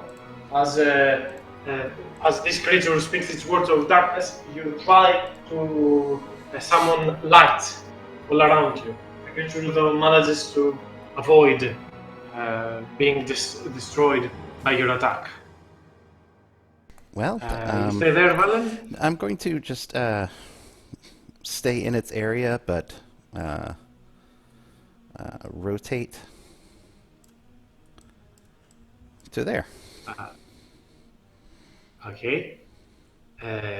Elmai again will try to assist you however she can with another firebolt that does not hit this time. She sends a shot of fire towards the creature as the creature again warps itself and avoids the attack. Talus, your turn. Okay, to start off with, I will use my bonus action to use. Where is it? Second wind, which is 1d10 plus 3. 1d10. Oop. 10. Pretty sure if you go right there, you're Yeah. flanking. Yeah, over there is fine. That's what I was checking. Yeah, 6 hit points back. And then wait, where is the flank? It's right here. Next to Valen. Next to Valen. Next to Val. Like right beneath. Do that then. I'll add my 6 HP as well. And as per usual, booming blade, rapier attack. Hit him. Yeah. Stab.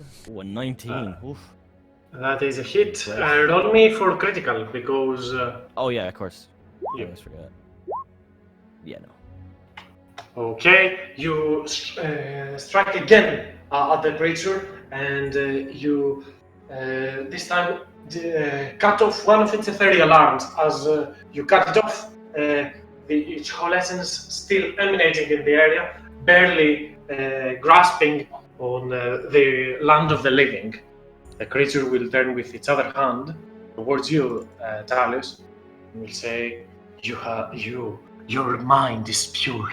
I'll show you what's real," and will try to use its attack. Oh, that does not hit, however. Yep. It deals a lot of damage, though, if it hits. Like, it deals 18 psychic. So that's a Oh my god. that's an average roll, even. But it does not hit as you see the hand going towards you, and you duck at the last time, almost feeling as this grasp could end you in one blow. Not alas. I will raise my hammer up in the air, and I will close my eyes and say, "Dolphin Prince, guide my aim," and I will point the hammer at the creature, and I will cast Guiding Bolt again. Okay. Hurlbutt. Prince. Come on, baby. Ah, Dolphin Oh, Prince 8. a natural one. This is good. As you try to send that bolt, you see energy manifest near your hands, and you feel a zap of electricity, a zap of lightning onto your hand for a second that you cannot bear, and your spell fizzles into your own hand. Damn it. I will then. I think I'll just bonus action cry and then end my turn. Madeline. Alright, let's try this again now with advantage. Nice. That is a hit. Okay, Madeline, you pick up your glaive, you make a swirling maneuver first, and then strike down at the other hand of the creature. The creature only has this incorporeal torso and face, a face of a madman, laughing frantically and manically. as it turns its attention towards you. Hearth, your turn. Okay. Activating my circlet of blasting. Nice. Oh, Nothing in action. and how you want to do this? Wow. Every single one of them hits, so there's no way it survives. Okay. Put 2 fingers up to my bracelet. Then other hand pointing to it, and then I'm saying, like I said, stay dead this time. 3 scorching rays converge on it.